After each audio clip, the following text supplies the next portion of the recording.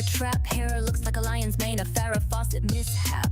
Bronzer thick as armor, candy corn, leather skin from the sun. I shop at Dollar General, baby, collecting shit I don't need, it's so fun. Got my electrolytes, baby wipes, and Fabuloso stash. Scored water razors and a Slim Jim, all for $12. Pretty girls always win. Cops keep asking what I'm doing around here, but I know they're sent by the haters that sneer. I cross my arms, disappointed and steer with my knee, ran about Big Farm and conspiracies on 5G.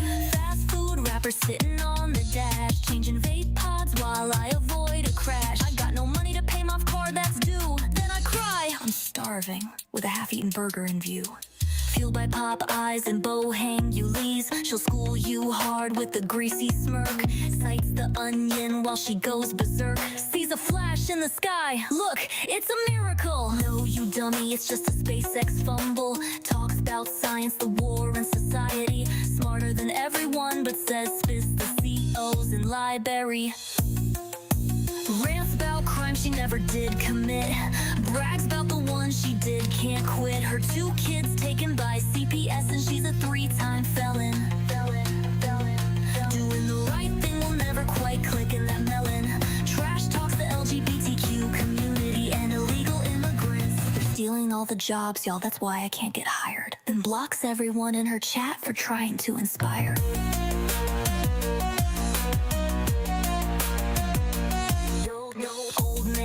Co-sign my Chevrolet, now I call him my kidnapper every other day. Face stalking me while I hang in his yard, telling all of you he's an abusive fucktard. Perverts and stalkers better watch your backs, cause I'll hunt you down. I got a knife for you, Jack.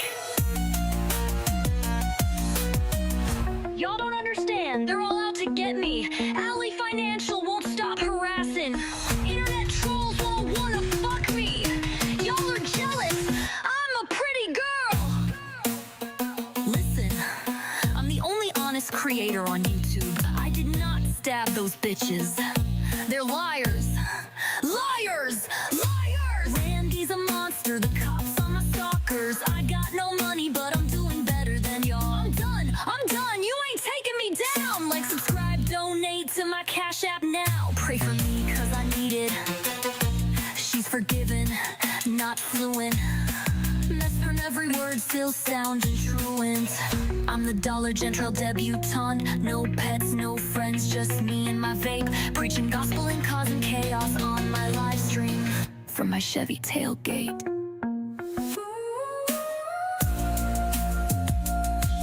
Wow. Wow. Wow. Wow. Wow. From a Chevy tailgate. Hello, guys. All right, so I just played that so people could roll in, because I know I'll have to repeat myself probably a bunch of times today, but to minimize that, I can be like, go back to the start. I put the things up on the screen. So this is what we have so far from today. There was a review hearing. It was a review hearing, return on defendant judgment, which is apparently the shorthand for means it usually means the defendant has to come back to court so the judge can review whether they complied with a prior judgment or order, for example, fines, restitution, and probation. So hers was that unsupervised probation for the Planet Fitness incident, because that was the court for today.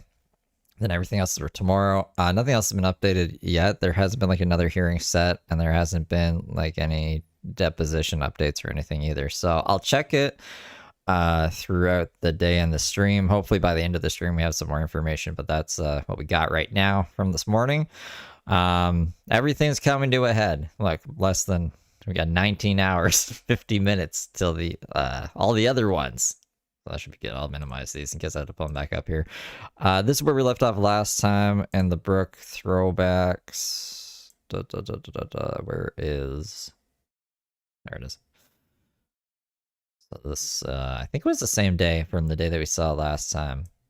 But now she's getting ready for bed. I'm so sick of Dave, though. I hope we're done talking about Dave. Let's cross our fingers. Just made it back to North Carolina. Oh, she's back in North Carolina now. Well, there we go. I'm so glad. I actually made it. Yes, today was for the Planet Fitness incident. In good time. But I also didn't stop but once. So I didn't stop but one time. I stopped at Planet Fitness.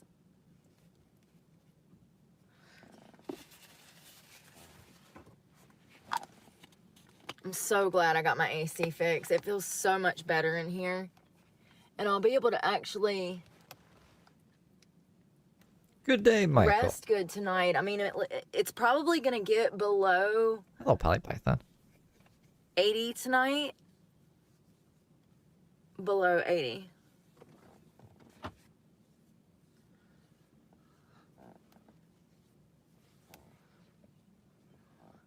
I went to Planet Fitness, I washed my ass, and I'm about to go back up in, I gotta go in Walmart before I go to bed. And then I'm gonna go to my parking spot, and I'm going to put up my window covers, and I'm going to bed. What do I need in here? I forgot what I needed. There was a reason I was here. I don't know if an outfit play would work. I look so rough. We're gonna throw a hat on and just go in here and call it a day. And I can't wait to get in the bed. When I tell you that I don't think I've ever been so excited to sleep. Oh God. All right. Well, what a crazy adventure to Virginia. No one definitely wanted to need be her yogurt. friend.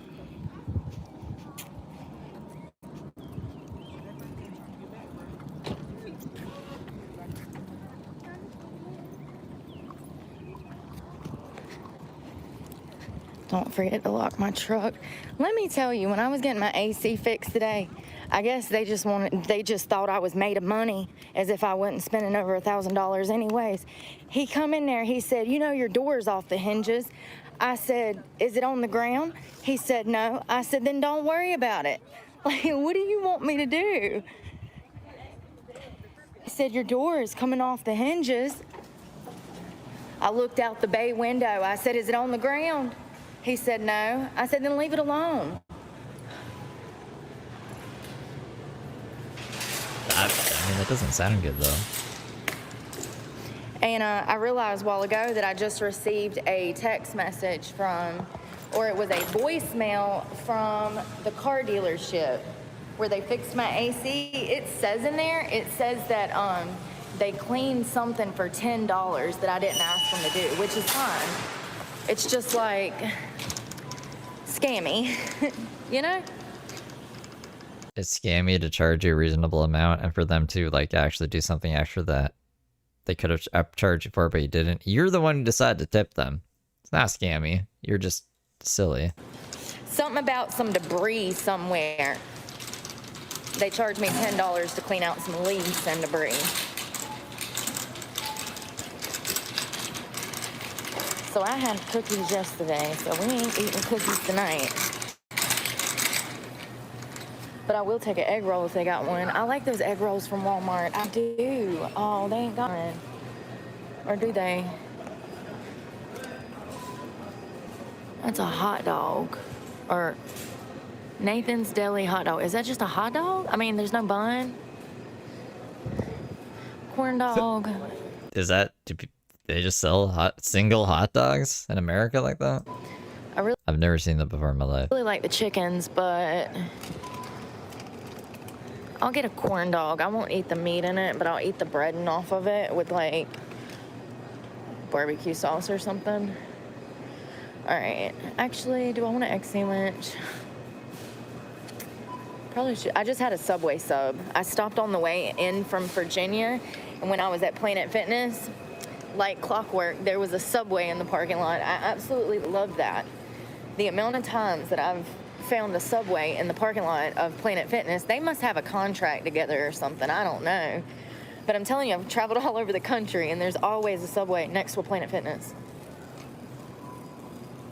So I got a turkey breast. I feel like we keep coming back to these donuts. Do we not? I really want one of those Cinnabon clusters right there. It looks so yummy, but I would like to heat it up in the microwave.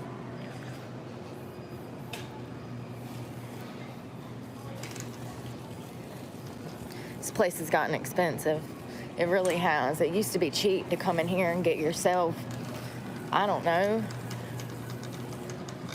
at least dinner for a week for 40 bucks, less than 40 bucks. You can't even do that anymore. Excuse me.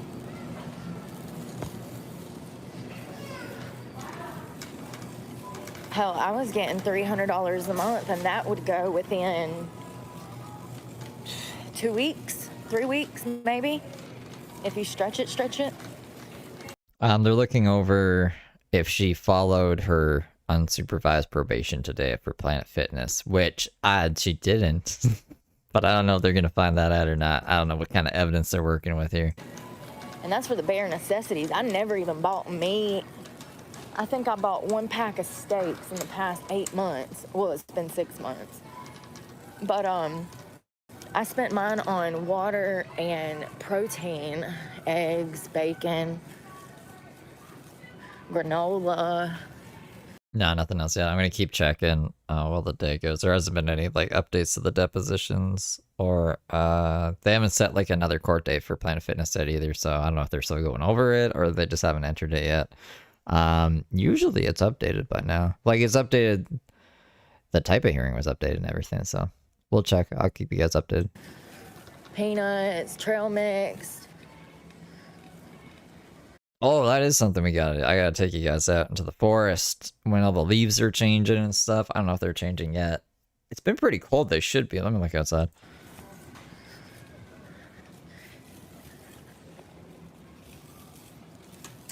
Lots of yogurt. I eat so much yogurt. That's like 25% of my diet. Yogurt green. and protein shakes. It's huge. Some are changing a little bit. Excuse me. All right, I feel like, do like Febreze. Febreze. Should do like a That's weekly what I walk came in the in here forest for. or something. I'm gonna grab 1 yogurt and 1 Febreze, and we getting out of here because Take us I camping. ain't made of money. Now we can do Definitely like a ain't got no public live stream in the forest. family tree that grows no money. Where is this stuff at? So I switched from Gain to Tide, and I actually noticed that my clothes smell a lot better and they hold smell longer. If you're looking for a great phone deal, head to the Spray Talk section at electronics to buy iPhones, well, I can't wait to crawl in the bed. I put on sweatpants.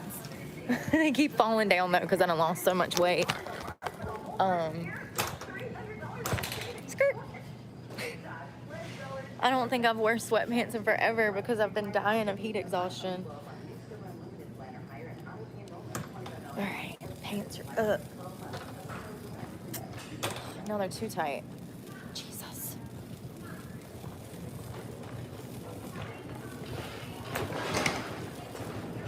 Never did find the breeze. I'm waking up super early. As soon as I make it back to the truck, I'm gonna drive to Planet Fitness. And then, oh, you know what? I bet they're closed. They are. They are. It's 7 o'clock. Dang it. It's 8, but there it is. Well, I'm gonna make it back to the truck and drive somewhere to park. Take some melatonin and actually go to bed at a decent hour. And get up super early to train. And then I have appointments all day tomorrow. I have so much to take care of this coming week. And then I guess I'm going back to Virginia for work. All right, which flavor do we want? They have a lot of choices nowadays. Half of them don't smell good though. So I always rip the top off of them. I have to smell them. Actually, I'm just gonna do this. No, I'm not neither, because that's $7 and I can get the extra strength fabric for That turtle sea. $5.48. I'm cheap.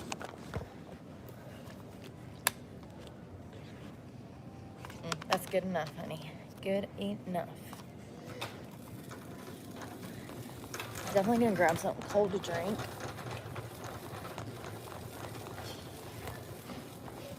I guess I woke up parched last night because I bought a big thing of water yesterday, like before I went to bed. It was one of those, I don't know, one of those weird waters. And I woke up in the middle of the night and apparently drank the whole thing because I woke up this morning and it was gone. And I was like, wow, I don't even remember drinking that. I guess I woke up out of my melatonin state, thirsty.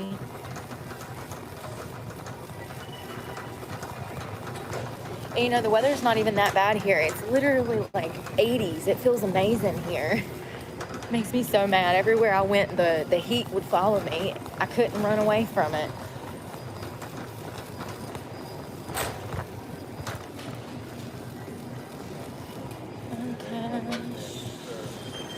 Cash. God, my arms are sore. So sore. I should not get bonded out. Let me put it this way. If she somehow gets bonded out, I'm just gonna start being a crazy person, because obviously they're a valuable asset to society and everyone will just pay for everything of theirs. Hello. That'll actually carry it. Whew.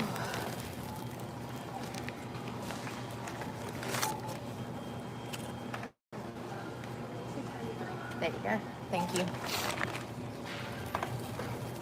$500,000. Bow, bow, bow. Spilt it down the side of it. Y'all have a good one.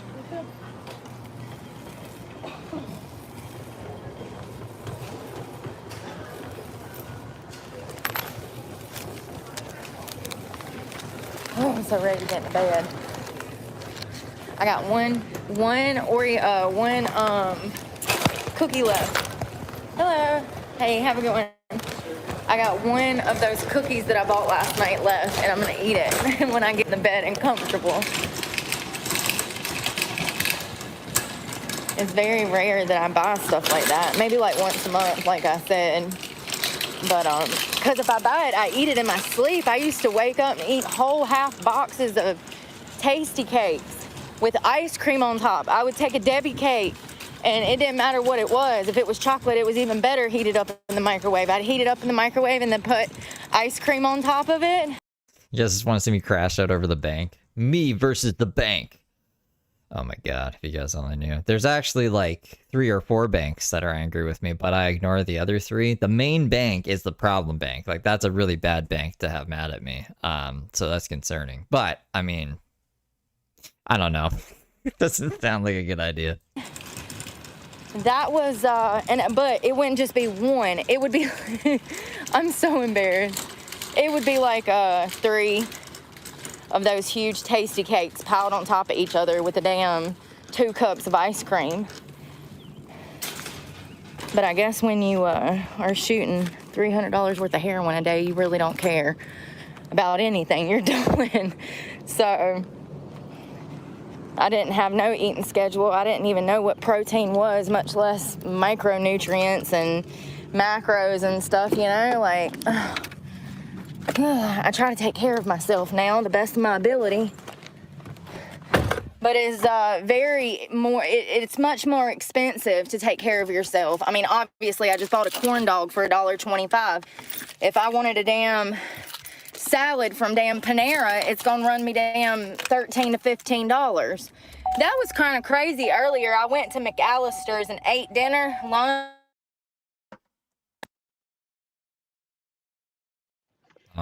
Something happened to her audio. On top of the cart. Yeah.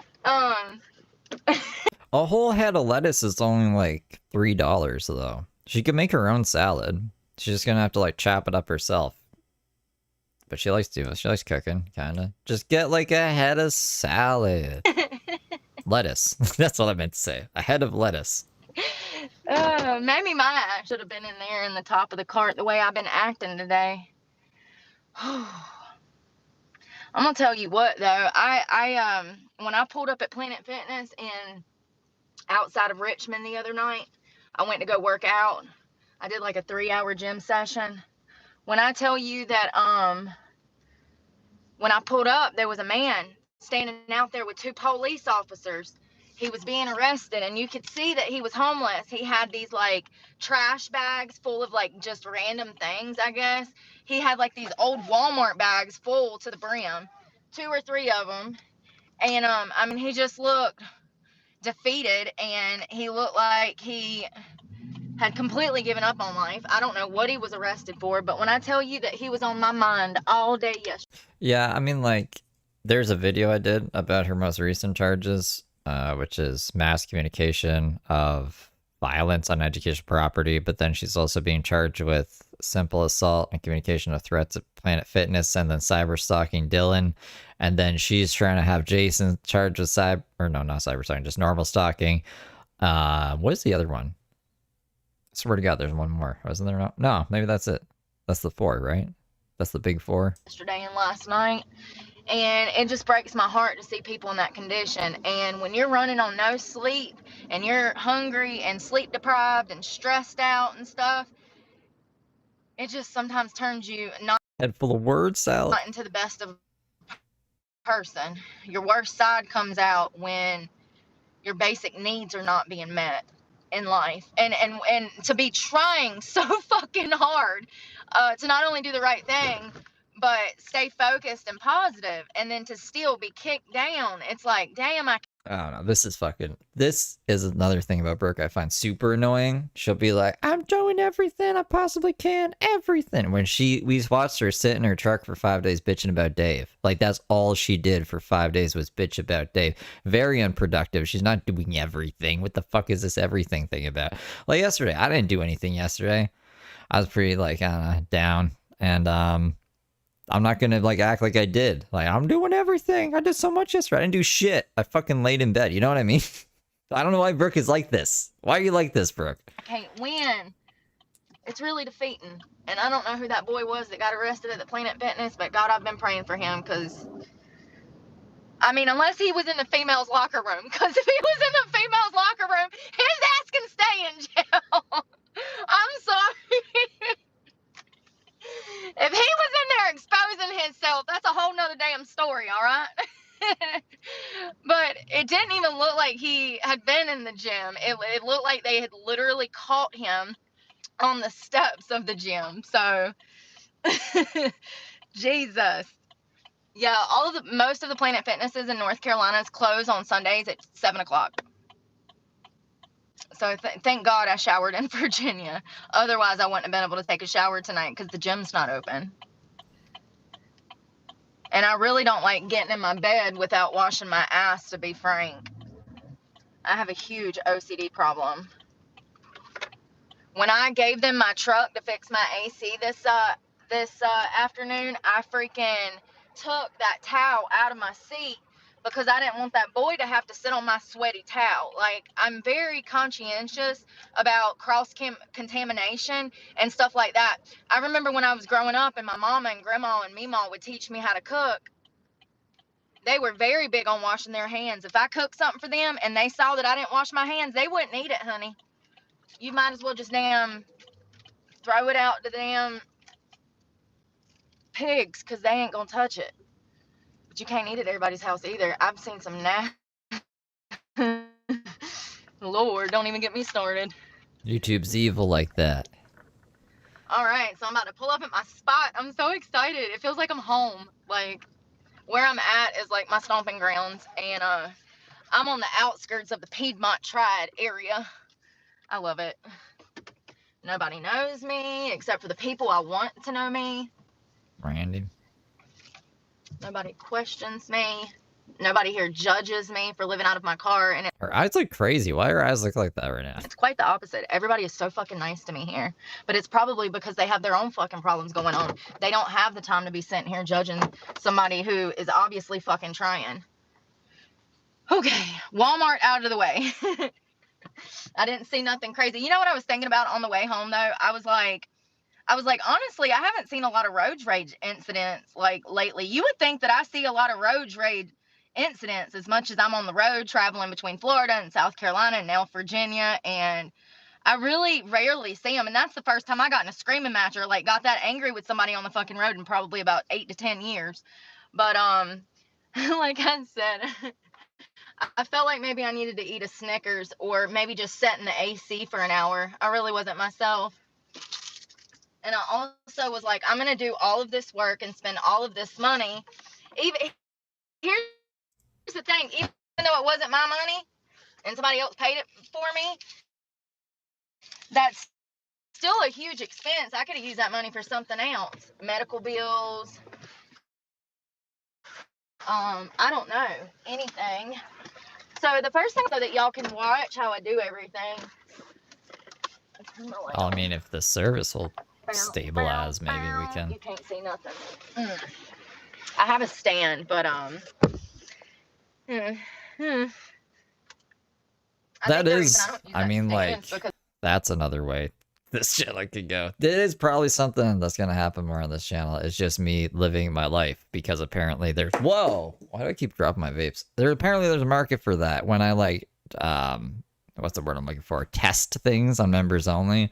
Me just walking around and just like talking brings in like 100 people concurrent.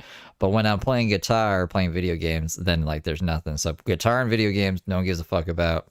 Walking around doing nothing, people give a fuck about. And Brooke, it's interesting. I don't know what's up with that, because I don't want people to know I'm filming myself. It feels kind of weird walking around with you guys, people looking at me. And so when I went back to pick my car up, then the freaking guys started questioning me about like what I do for a living. Oh, thanks, Cindy. I'm still gonna play guitar. I just won't publicly, because there's no point. It'll fucking kill my channel. And what I'm doing in Virginia and blah blah blah. The guys that ran the Firestone.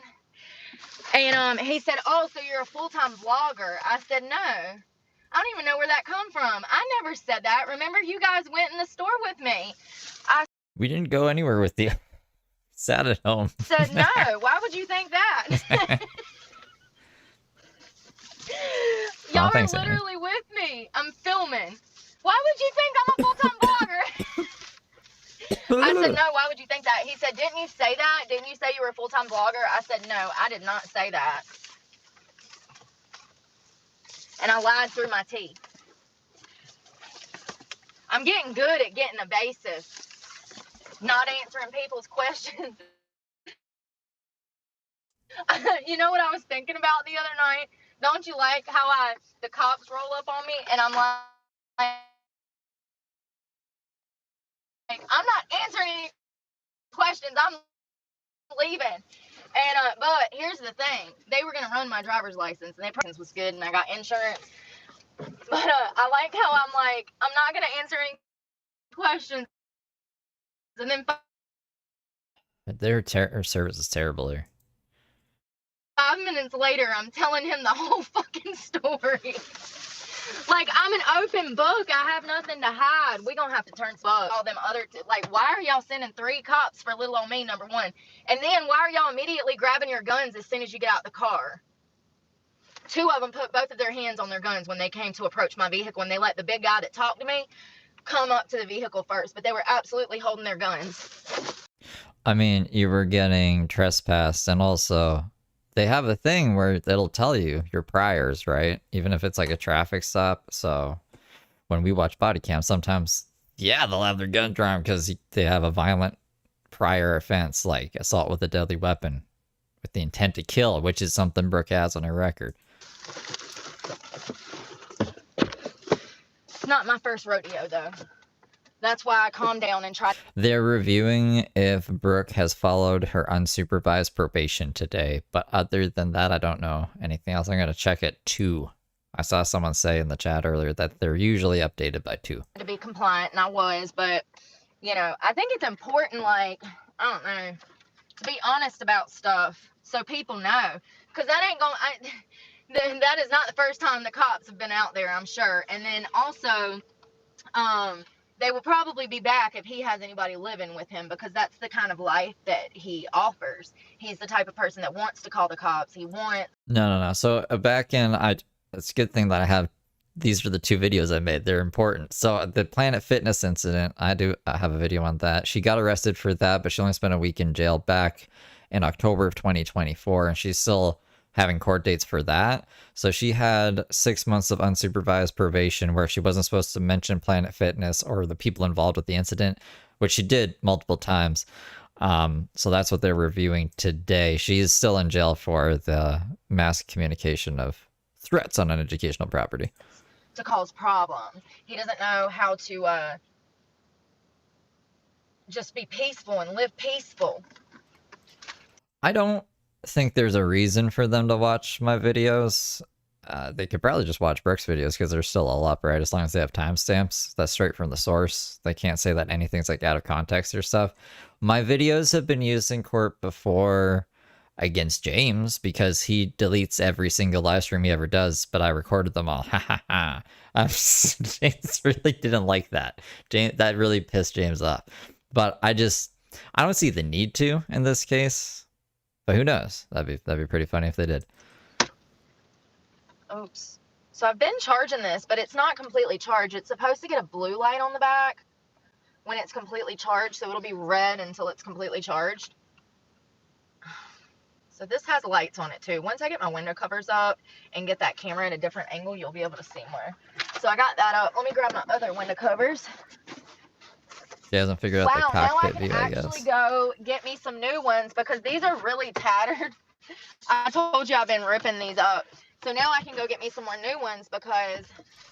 Yeah, no, she named her. Like, she said her full name. I can't remember her full name, but I remember Brooke saying it a bunch of times.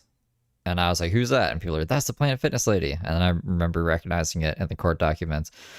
So, I mean, yeah, she's definitely mentioned Planet Fitness, and she has mentioned the ladies' names at least twice that I know of. Now my phone is saying bad connection. They have a whole new password now, so now I have no longer have. But it's okay, I don't need it.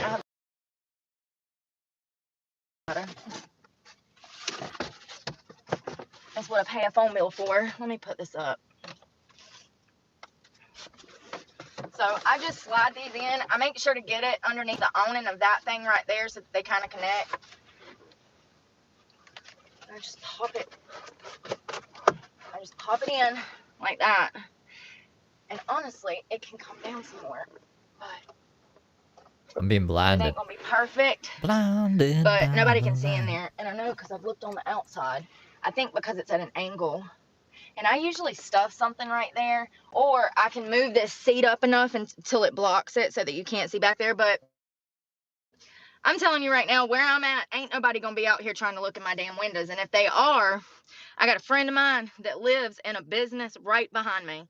So they can go ahead and try. He'll be out here before they can blink. And I don't even know him like that, but he knows I stay right here. And I'm telling you right now, I can tell that he's a good person. And if he heard me screaming, he would come running. Who? She's at Randy's. Why is she... I don't know, maybe fucking... Whatever. It's the vape shop guy, remember? The vape shop guy? Really? Alright, we're going to spray a little of this. I just feel like it gets so stuffy in here. Everything's clean. I did laundry yesterday. Damn, I'm kind of butthurt. They took me off the Wi-Fi. I needed to do some schoolwork on this computer. I definitely need to scoop my Why is that so wet? bed up because it does this thing where the mattress starts to slide forward.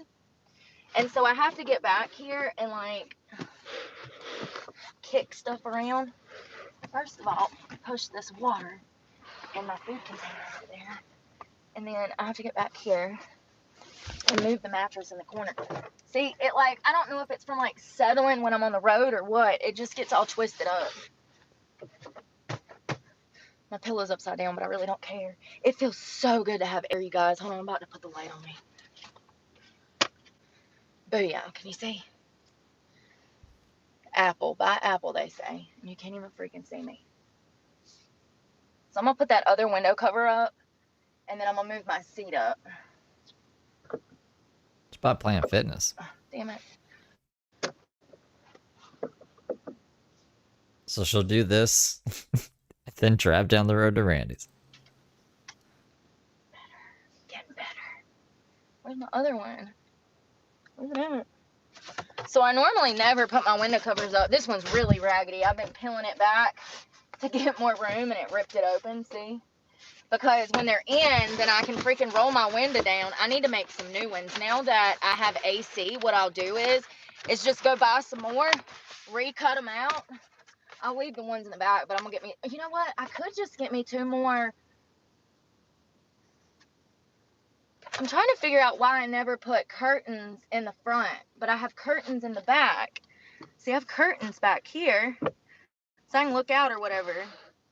But like, I'm wondering why I never tried to put curtains in the front. Or did I? And they didn't work because the thing's at an angle. I have no idea. No idea. But I think that would be, maybe I have curtains that I can use that are in storage. So, see my towel for in the morning? I'm going to throw it right here. I'm literally going to stuff it in this crack. Booyah. And I usually put my my fan up there anyways. This fan I usually have setting up here. Jesus Christ. Could I live like this? I don't know if I'd want to live like this. I think we could live like this, though. I'm so sorry, y'all. So I normally have it setting up here so nobody can see in. And then I'll have it going. I'm not really liking this light. It'd be like you're at a drive-in every day of your life. Ah! Alright. Trying to get situated. I'm gonna definitely move the Yeah, I'm pretty, I don't know. I don't think cocaine is addictive kind of thing. Like, I can quit cigarettes whenever I want, so I'll pick them back up. I don't want to smoke cigarettes again in my life, though, but I have, like, just started smoking cigarettes again out of the blue before because I know I can just quit them. But opiates, no, I can't fuck with opiates. Like, they're too addictive. And that's the one thing that I won't dabble with. Fuck that. No opiates. No, never again in my life. this seat. I don't know if you can see this, but let me do this.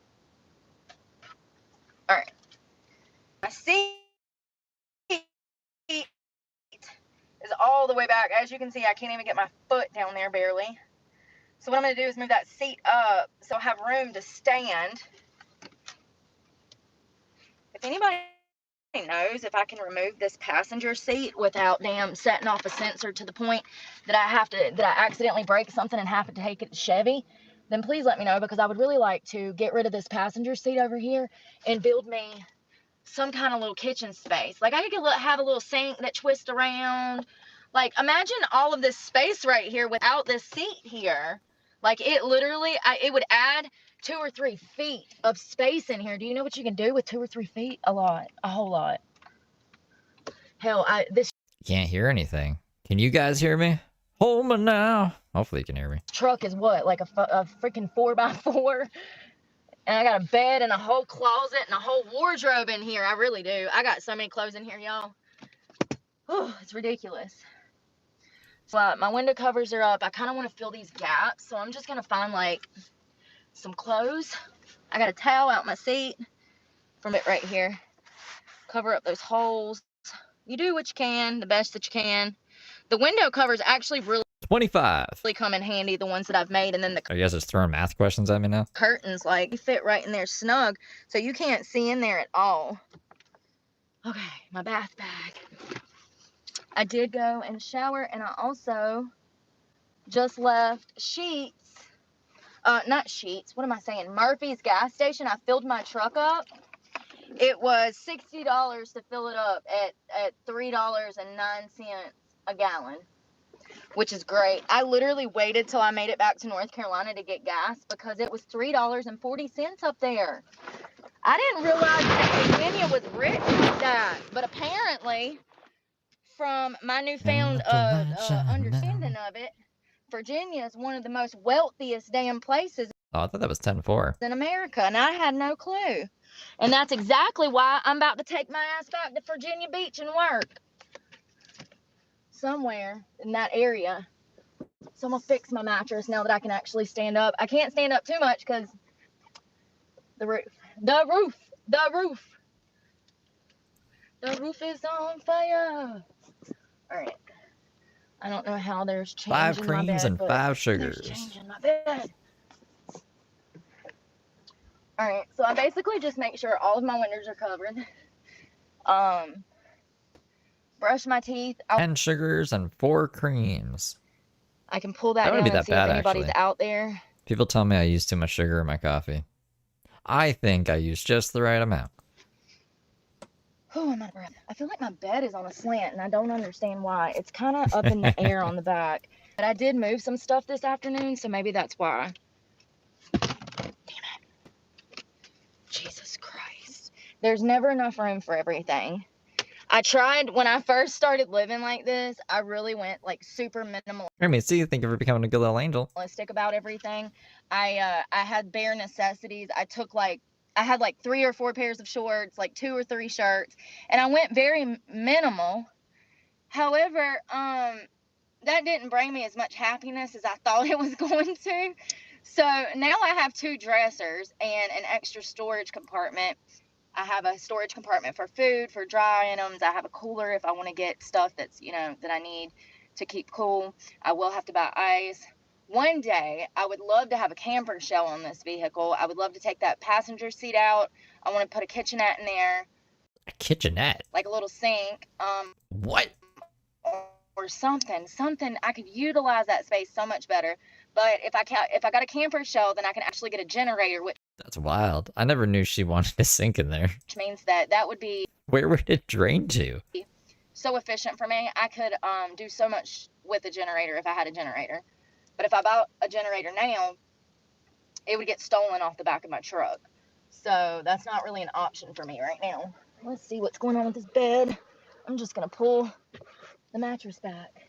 Ah, my dirty clothes bag. So remember when I was putting stuff in the dirty clothes? Amy, thank you for gifting 10 memberships. Welcome, good little angels. I knew something was going on. I'm just gonna stuff it in that crack. So much more just room have to for be- activities. Use your Yeah, that's right. common sense. That's it. It's just pretty self-explanatory. So it's a dirty clothes bag, and I got some dirty clothes together earlier, and I didn't put it Your back fucking right, and it pizzas. literally made my whole bed have an angle. And I used to sleep on this end, but lately I've been sleeping on this end, so it doesn't matter which end I sleep on. They're both comfortable. I love guacamole. I mean, it's kind of nice to have that storage if I need it. And actually, the yellow container that my feet set on, the yellow container actually has like winter clothes, MREs, emergency stuff, first aid kit, anything that's kind of miscellaneous. I had my handheld Bissell in there for a long time, but that takes up so much space, and you actually have to have like a wall outlet to plug that thing up and to get it to charge good. So I don't have it on me anymore. But I would definitely like to get a rug to go in here, and maybe some of that pill and stick wallpaper for the inside back here to just decorate with.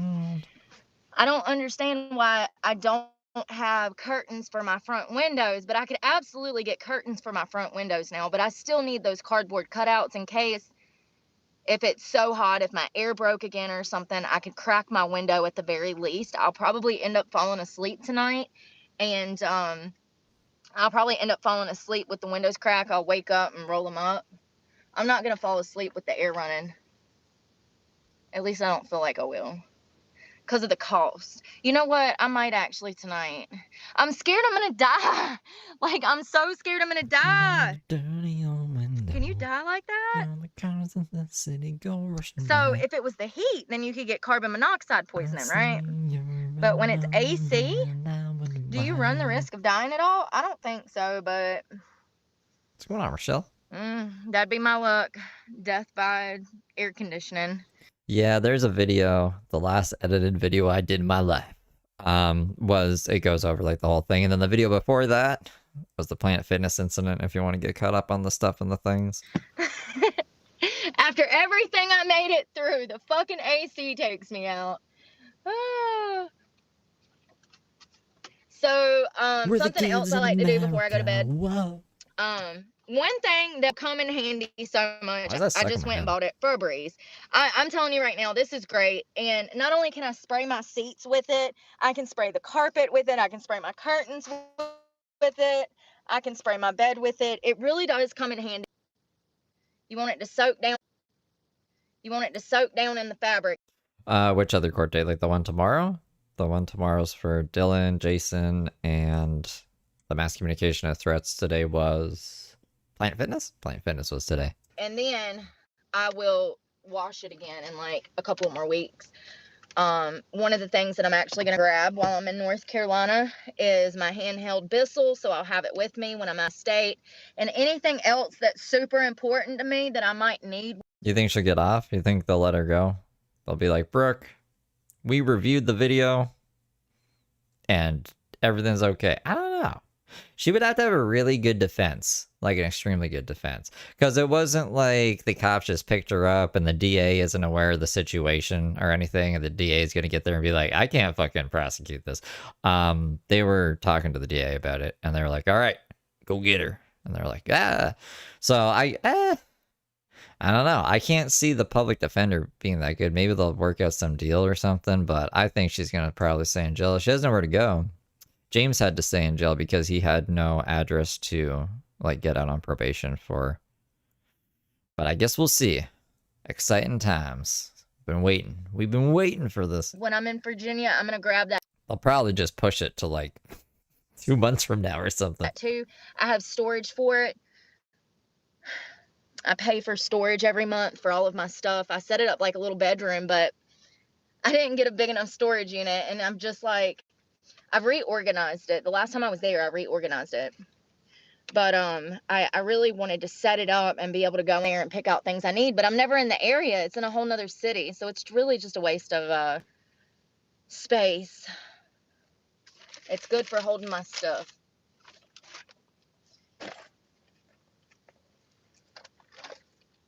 Well, it looks like I might not need this battery pack for the first time tonight. This is usually what keeps my fan running. It's a I don't know, 500 watt. I'm probably tripping. I don't know. But it usually lasts about 4 hours. It would run this little fan that has the light on it for about 4 hours. I'm actually hot. All right. Put my Febreze up. Always have my Febreze there. And I can wrap my curtain around the back of the bottle so that window stays completely shut. Can you see? Let me grab the light. So, and then you can't see out there, can you? Oh yeah, I got a little peephole there. So that's what I'm saying. You just have to do your due diligence and make sure that everything's cut off. But like that don't even bother me. Like there's so many times that I've seen a crack like that and I go out there and I look inside and I can't see in because of the angle of the vehicle and how high it is up in the air. But like that right there, I will definitely leave that because if I hear something, I need to be able to look out there. And same with this one. But I guess the same goes for somebody looking in. Fortunately, I haven't had that issue. The only time I've ever had somebody mess with me was in Jacksonville, actually 2 or 3 times. But the only time anybody's ever tried to get in the vehicle was when I was in Jacksonville, Florida, and this homeless guy came up and started pulling on my handle. And it's crazy because he saw me sitting in there. So I don't know if he was like dead ass for real trying to get in my truck or if he was looking for a reaction. I have no idea. But I started screaming. I said, "What the fuck is wrong with you?" I said, "If you don't get the fuck on." Like, I'm in the same situation, bruh. I'm just doing a little bit better because I've been able to make a truck payment. Like, I am right there with you, bruh. He finally walked away and I drove the hell off. But I had another time in the same place, Jacksonville, Florida. I was at the beach and I had these people doing like. Her lawyer will ask for a change of venue, you think, because like they'll say the town is too biased against her for good fucking reason because she's a nuisance to the town. You know what I mean? Like, but I could see a lawyer trying to do that. I guess that would kind of make sense. But it's not unjustified, in my opinion. Like donuts around me. I'm laying there trying to sleep, and I got the fact that the town hates her is not unjustified. There early to get that parking spot. It was right on the beach. There's a short and I think a longer video where I'm talking about it on here. And I'm chilling, living my best life, being a beach bum. Yeah, but I could see them being like, yeah, but Sam Page and the DA obviously has it against Brooke because she's lived so many other places and never had any problems in any other jurisdiction.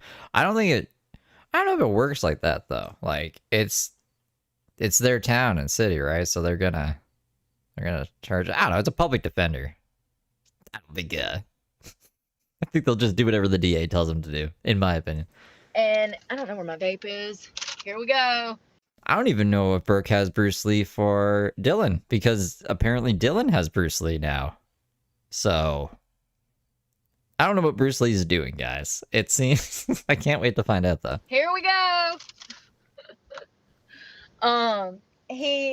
These people kept doing donuts around me and throwing up gravel because I had the best spot on the beach. It was literally like an overlook into the ocean, and it's gorgeous. It was so pretty. And so I guess, they were normally parked there, but they weren't there when I got there. So what do you want me to do about it? It's first come, first serve. This is Earth. What do you want me to do? The entitlement of some fucking people, man. So it's literally late at night there. I see that, like, they'll stop in front of me, and then I'm like, what the fuck are they doing? And I'm keeping my lights off, and I'm being super still because I don't want them to know that I'm awake watching them, because I'm trying to figure out what the fuck they're doing in front of me. There's a whole beach, but yet there's a football field out here of beach, but yet you're right up on me. And I know that they were mad that I took their parking. They weren't there. That's not my fault. They don't own the beach. And the next day, I was still parked there, and multiple vans. Like, there was one van that was missing all of its windows. Y'all, when I see stuff like that, I'm so grateful to, like, that, because I know things could be worse. But it might have, hold on, how can I say this? But it was one of those things where you could tell that these people were active users. So, yeah. And I empathize with that. Y'all know how I feel about that. But here's where I draw the fucking line. My empathy ends when you start causing problems for me, because I'm sober and I don't deserve that shit. And I'll be damned after everything that I've done and the happiness I've worked on if you're going to ruin my happiness with your bullshit. Like, oh, God. You got to separate yourself from people, places, and things. And finally, I got the hell out of there. I got my life. The next morning, when they started the same shit, started blocking me in, I couldn't even leave the beach if I wanted to, because they completely had me blocked in, as to which there was nowhere for me to go but off a cliff into the damn ocean. So when they finally Jose times people out? What? unblocked me, I sat there for about an hour in stubbornness because I'm petty.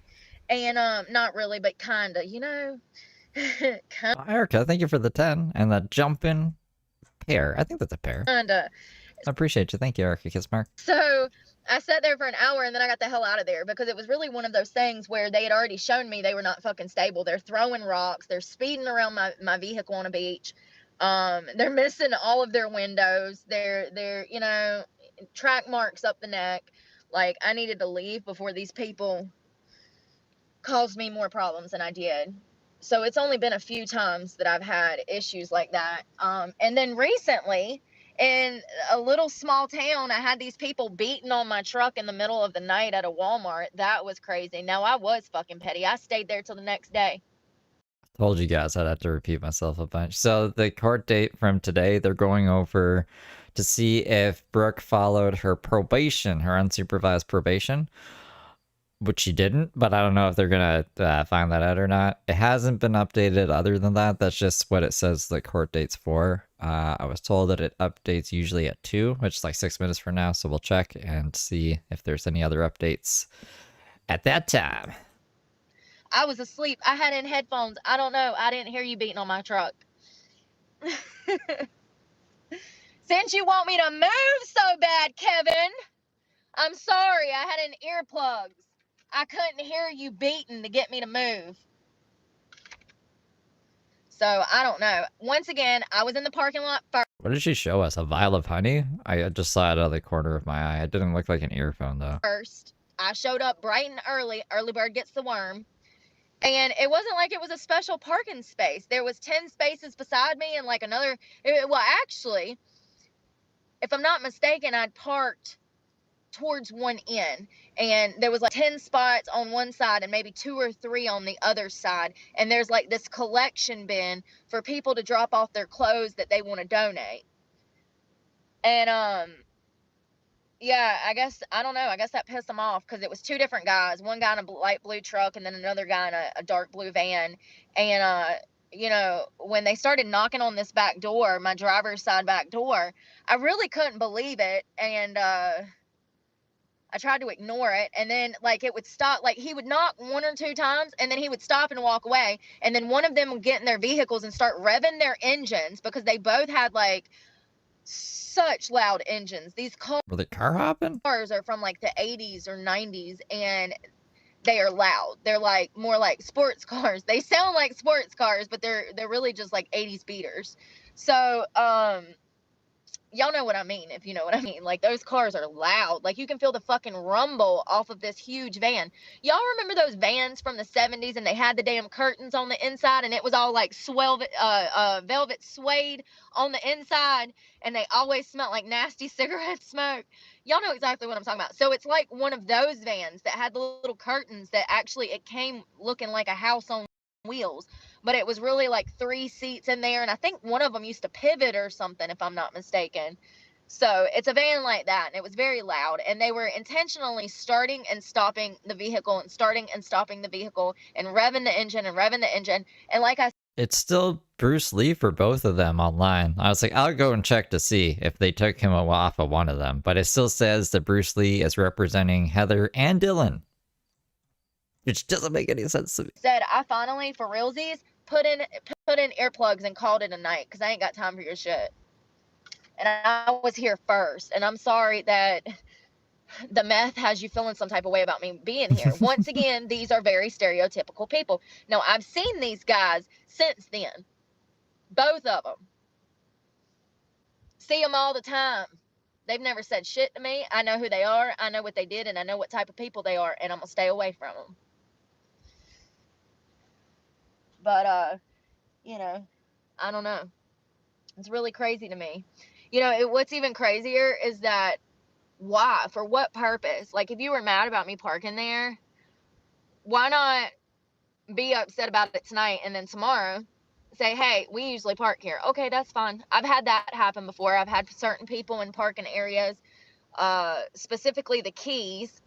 It was a campground, and I had some people be kind of funny about the location that I picked and how close it was to their campground, and like, people can be petty. And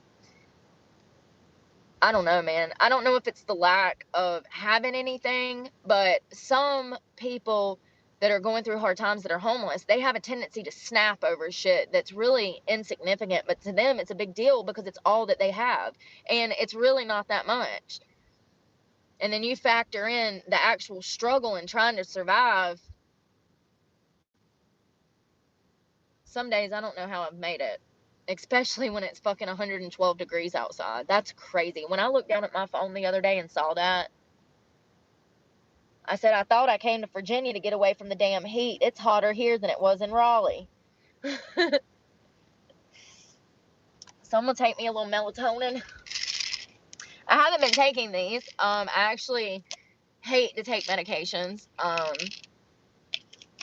But sometimes you just need a little extra boost to get you there. It's a 5 milligram. I'm actually going to cut it in half because I want to be able to wake up and train at like 5 a.m.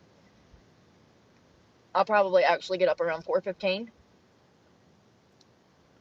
which is my preferred schedule. Shit. I just dropped some on the floor. Well, I'll find it in 2 weeks when I'm vacuuming down.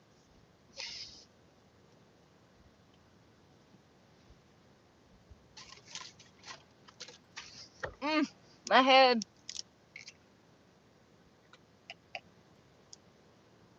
Oh my God, even my drinks are colder.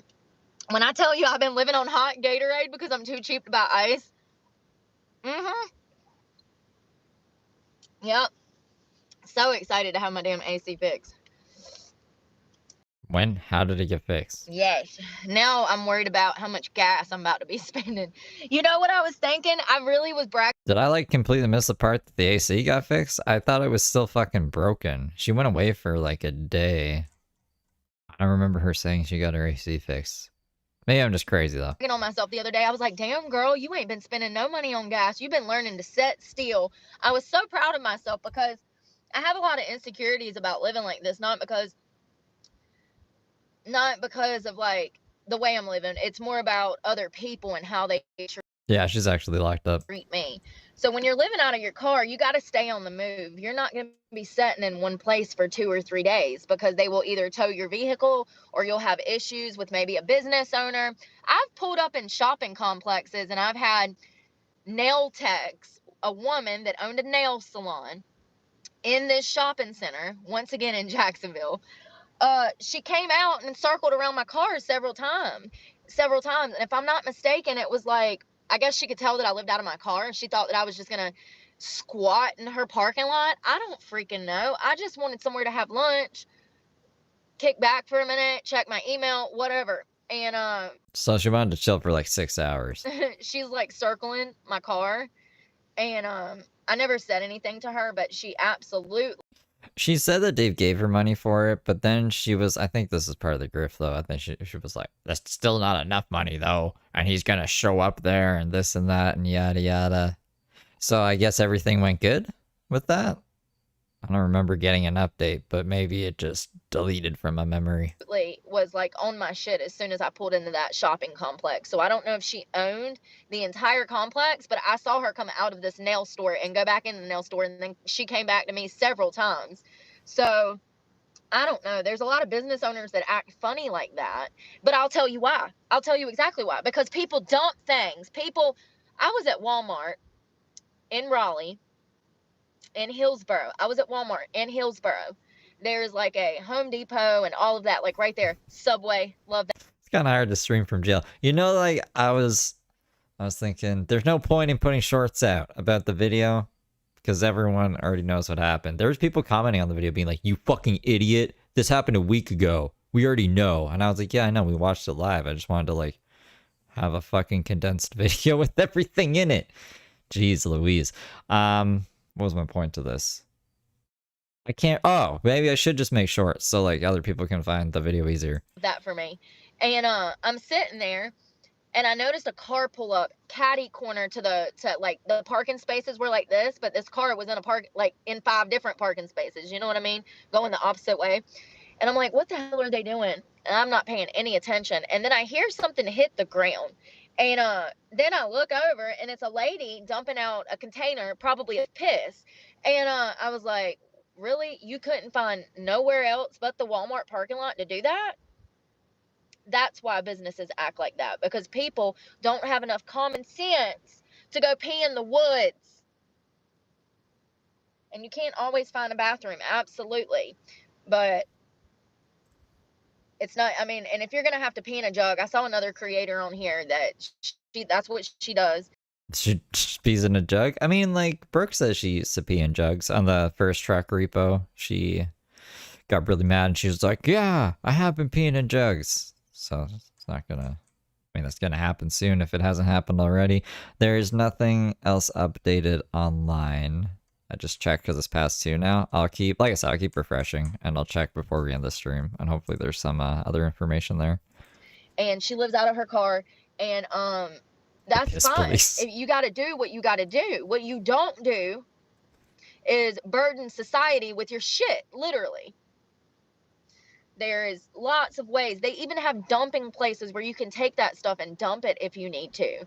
So, which can get probably expensive running around trying to find these places. But at the same time, the woods is fucking free.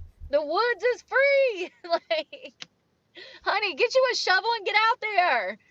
Oh, I've never had to shit in my truck. I'll be honest. Thank God. But, yeah, there's people who do, and they dump things, and that's why a lot of business owners have problems with people who stealth camp full time. Oh yeah, I'm so comfy already. Actually, I need a blanket. I was just thinking, I was like, damn, I'm gonna need a blanket. Hell yeah. At least I feel better.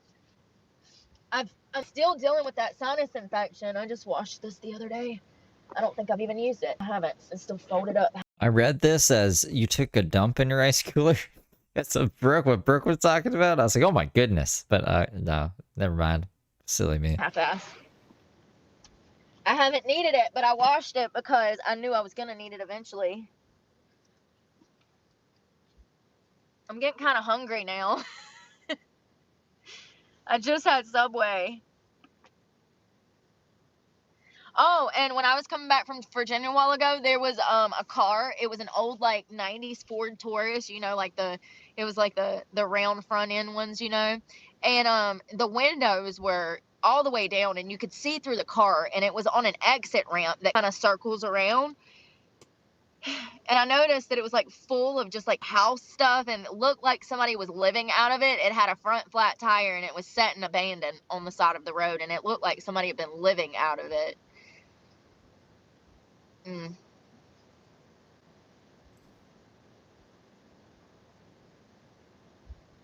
I'm worried about finding a job. I'm worried that I'm going to waste my time and drive all the way to these new clubs and get hired only to find out that they have some extra shit going on, or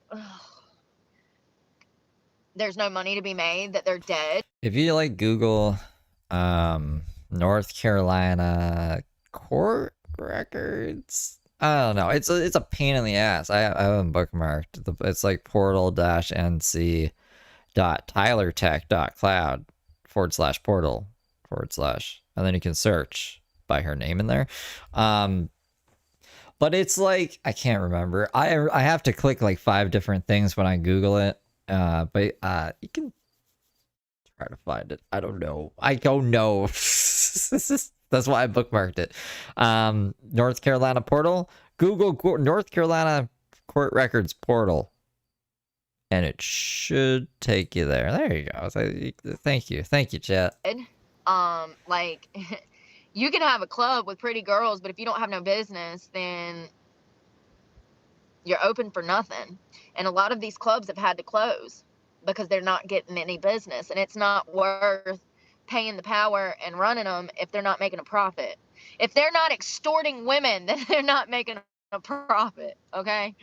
And they don't make shit off of $7 beer and $10 door charge, you know? Shades. They make their money off of us women extorting us. Don't get it twisted. So, you know, here's my thing. If you don't have any customers, then you're not going to have any dancers. If you don't have any dancers to extort, then you're going to go out of business. Yeah, I don't know. We'll see what happens. More than anything, I'm grateful that I have AC. And, you know, I keep battling in my head. I'm like, why would that son of a bitch do that? You know why? It's part of the manipulation.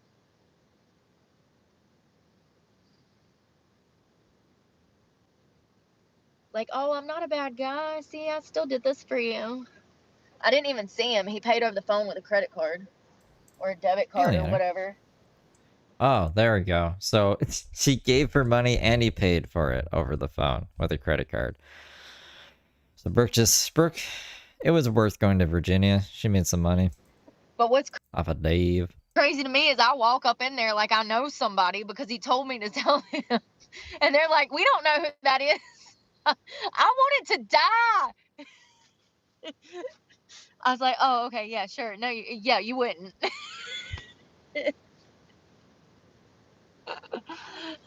People will have you out here looking like a fool. And I'm fucking naive. I'll be like, sure. Oh, God. I could go for, if I could have one meal right now, pizza. I could definitely go for a slice of pizza. I feel like we were talking about that the other day, and now I should go to bed. I've wanted pizza. All right, pizza now. I almost drove my ass to High Point just to go to Blue Rock Pizza, but I was like, I'm not gonna do that because I don't need to eat all that cheese, and I will eat the whole pizza. I'm not exaggerating. In fact, listen, I eat like a bird, but you give me a damn large pizza and I can eat that whole thing to the face. I don't even know how. There's like 8 hours in a night, one slice an hour. Like, I'll wake up in my sleep eating pizza. Sure will. That's why I don't buy it, because I will. I ate a whole pizza when I was at Lake Wiley. Ate a whole pizza when I was at Lake Wiley. A whole pizza. I think it was 10 small pieces, but it was like a whole pizza. I felt bad for a week after that. I'm not even playing. I felt like I'd eaten an elephant. It was so good, though. It was so good. That's the last time I had pizza. Lake Wiley. Right. Eat 2 slices, toss the rest. I ate a whole pizza, you guys. Oh, man, it was expensive, too. I was kind of butthurt about that. And it wasn't Yeah, I keep refreshing it. I mean, like, there's nothing new.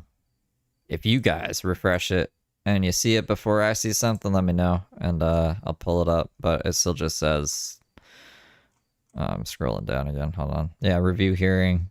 The thing that I had up before. This thing. These guys. Review hearing. Oh, get that here. This. And that's what that means. Whoa, wee wah. Whoa, wee wah. wasn't even good like Blue Rocks. Like it didn't have like I emailed the court clerk for Tony Michael Johns, and he gave me some shit. So if nothing gets updated by the end of the stream, I'll email these clerks in my most polite way without mentioning I'm not in the state. And they'll see what they give me. Hopefully they'll tell me something. Hopefully, fingers crossed. Hopefully it just updates online. We don't have to do that. no balsamic glaze. It didn't have no fig. Didn't have no arugula. It was just a plain pizza with some onions and green peppers and pepperoni. And it was expensive as hell. So I got to charge my computer overnight because I'm going to get up early and do that little class online. And it's pretty cool. I don't know. I just feel dumb sometimes because, like, I can't connect with technology like other people can. I don't know, man. It just... I read something and then I have to read it again and then I have to fucking read it again and then I get frustrated. Do Velociraptors take 2 bites of pizza and throw out the rest? I would hope a Velociraptor hunts more efficiently than that. Because I done read it like 6 times and my brain still don't comprehend. And I don't know. I just have to have things explained to me in a certain way for me to grasp them. And I don't know. It's just difficult. You know what else confuses me? It's timelines when it comes to history. When they say...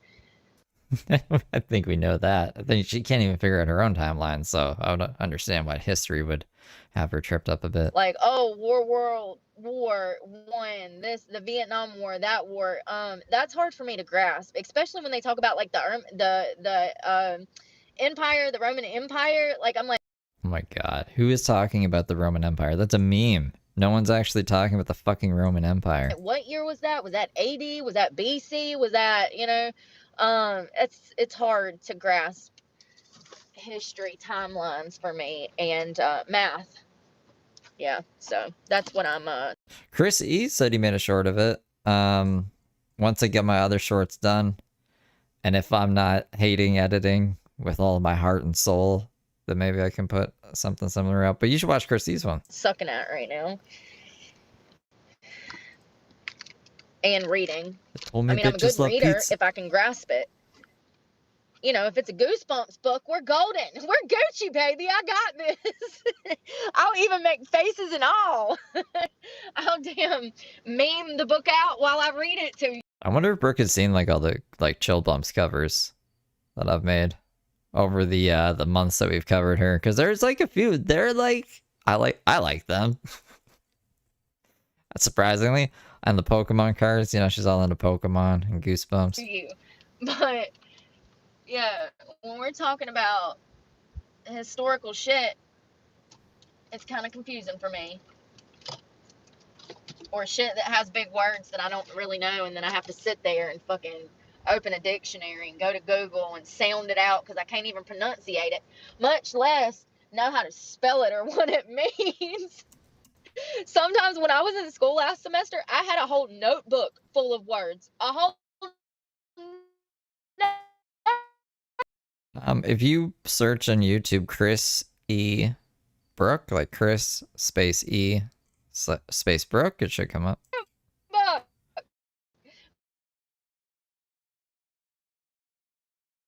Her thing's messing up. Shut. That's her thing, not our thing. It. Well, I'm about to take my ass to bed. I'm getting good and comfy now. I actually have lots of room in here, so I normally sleep with my head funny because I put my hair up so it's like in a clip or whatever, because if you know, you know. And once I get in my spot and get in here, I actually have tons of room. Like the window, hold on, I have to scoot down and touch the window. The window is over there. Like, I can't even touch it from right here at an angle. I actually sleep at an angle for some reason. But even if I sleep flat and straight out, I'm still not touching the window, just the curtain. And the curtain, because of where it is in the door jamb, it's set out about 1.5 inches from the actual window. Same. So I have plenty of room. If you're gonna do this, it was worth the $200. And actually, I could probably go for a new one. I haven't taken the best care of this. I wish that I would have taken better care of it, but I really didn't. When I bought it and threw it in here, I literally had it on the floor. So I really didn't give a shit about it. It was just somewhere to crash out if I needed to. I never intended to move in here. So then fast forward 6 months, I moved to Florida, and that's when I started cutting on it, because I literally threw it in here and I just bent one end over, and that was where my head went, because it was way too long to fit in here. And I would say it was about a foot too long to fit in here. So what I did was I bent it over backwards and just slept on that bitch on the floor, and it was at an angle. So How did she not have like scoliosis from all this? This can't be good for her back. kind of like a Tempur-Pedic bed that kind of was at an angle, which was great for me because I get heartburn. I guess she's like, I call her Princess and the Pea a lot. She's reverse Princess and the Pea. Princess and the Pea could feel a pea under her mattress under like a billion mattresses. But apparently Brooke, it doesn't matter where her mattress is or if it's even cut properly or if it's on like some kind of weird angle or on just bins. That's fine. But everything else needs to be absolutely perfect or else hell's going to break loose. So if I can sleep in an angle, even better. It's a win. So anyway, so I did that for maybe 6 months. I don't know. And then finally I was like, shit, can I cut this? And I started doing some research, and I pulled the casing off of it and pulled it out of the mattress cover and realized that there was no fiberglass, and was so grateful. And so I've had to pull it out, resize it. I started with measuring the inside of my truck, which is like 58 inches or 62 for, I forgot. Anyways, I started with the inside, measuring the inside, and then I just cut it down to that, and then I kept cutting as I needed to. And I've shapen it up several times, and it fits in here perfect. It's comfortable. So if it works,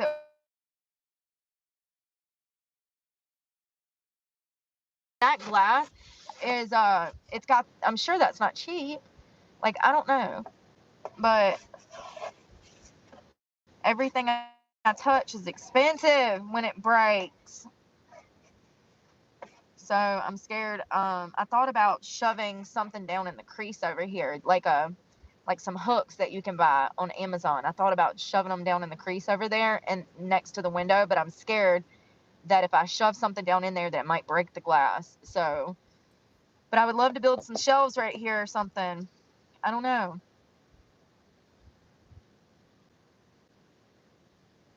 There's a lot more room in here than I actually expected. There's a lot more room in here than people think. Every time somebody finds out I live in here, they're like, "You what?" This is a weird stream. Like this is, I don't know. Like a tour of the truck. I'm like,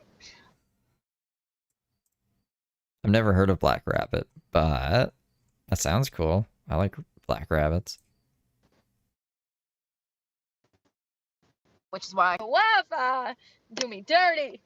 I was wondering why nobody was chilling over here. I was like, why does nobody chill here? It's because the Wi-Fi. I was like, you would think this place would be popping with people that want to steal the Wi-Fi. But now it says there's a password. So I got by with it for about 6 months. But anyways, I'm definitely gonna find that cookie, brush my teeth again. I got bottled water. Ooh, yes. Cookie. Oh, and I even got some beef jerky. I like Jason Bateman. Oh, I found these oats. I'm seriously going in a second, but I found these oats on sale. These are normally $3. Why is this $3? First of all, I'm gonna let you know if it's worth $3, because I don't think it is. I got it on sale for $2. I got a blueberry one and this apple and cinnamon's one. It's supposed to be overnight, but it says that you can eat it instantly as well. See at the bottom, it says 60 seconds. I just add water or milk, usually water, so that I'm not adding extra calories. Great breakfast. But I'm gonna run, you guys, and thanks for getting ready with bed for bed with me. And I'll talk to y'all tomorrow. I'm gonna eat my snack and take my ass to bed and cut these lights off. I normally don't sit around here with lights on because it's dangerous, but it's still Oh a my. little light outside. It's just now getting dark. So, you see out there? Nope. Okay. But I love you guys, and y'all be safe, and I will catch y'all on the next one. And pray for me because God knows I need it, and I'm praying for y'all. Bye, y'all.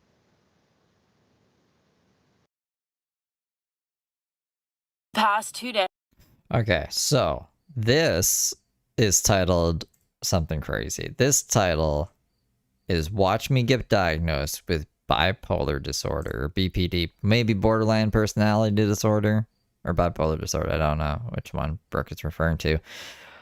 So I don't know if she's going to the hospital. I don't know what's about to happen, but it seems like this should be an interesting one. I'm excited. Are you guys excited? Days have been so fucking crazy.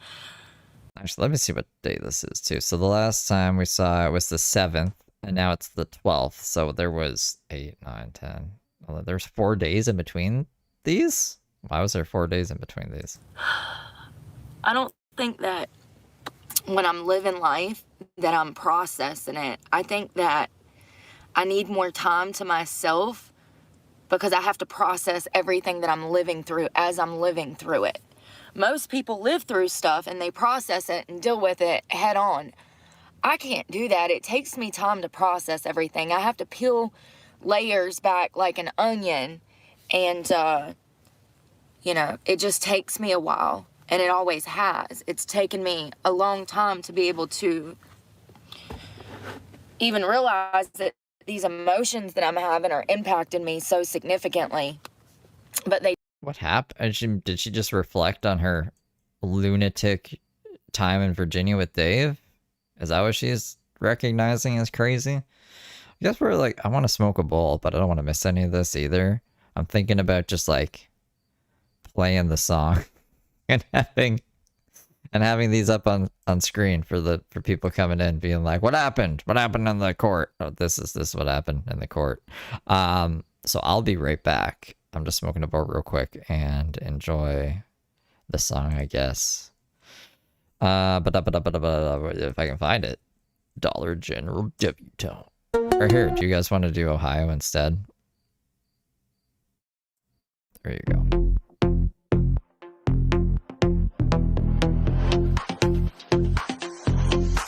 Woke up at 3 a.m., camera on, fake a grin. Gotta post a new rant, let the chaos begin. Filters on max, but the wrinkles still show. Swipe up from my skincare, it's terrible, I know. Sick dogs coughing in the background track. Half a weed pen in my fanny pack. Bucket bong hits, yeah, I'm 16 again. In my dusty little kingdom where the madness never ends. Like, subscribe, check the wish list too. Cash at me, I got bills past due. I swear I'm sober, don't believe the lies. My eyes stay redder than my hair, no surprise. Drapes look like sheets, fridge smells like death. Every ex-friend's just a hater I've left.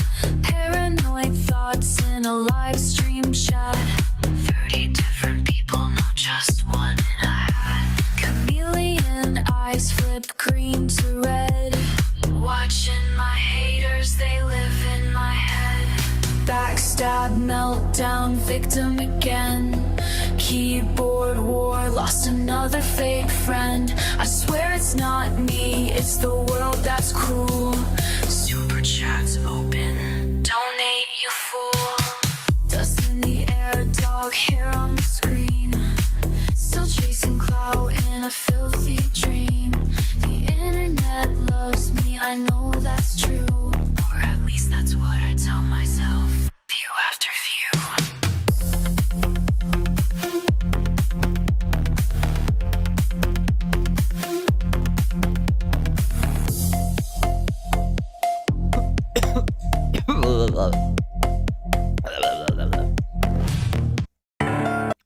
Oh my god, I was gonna play the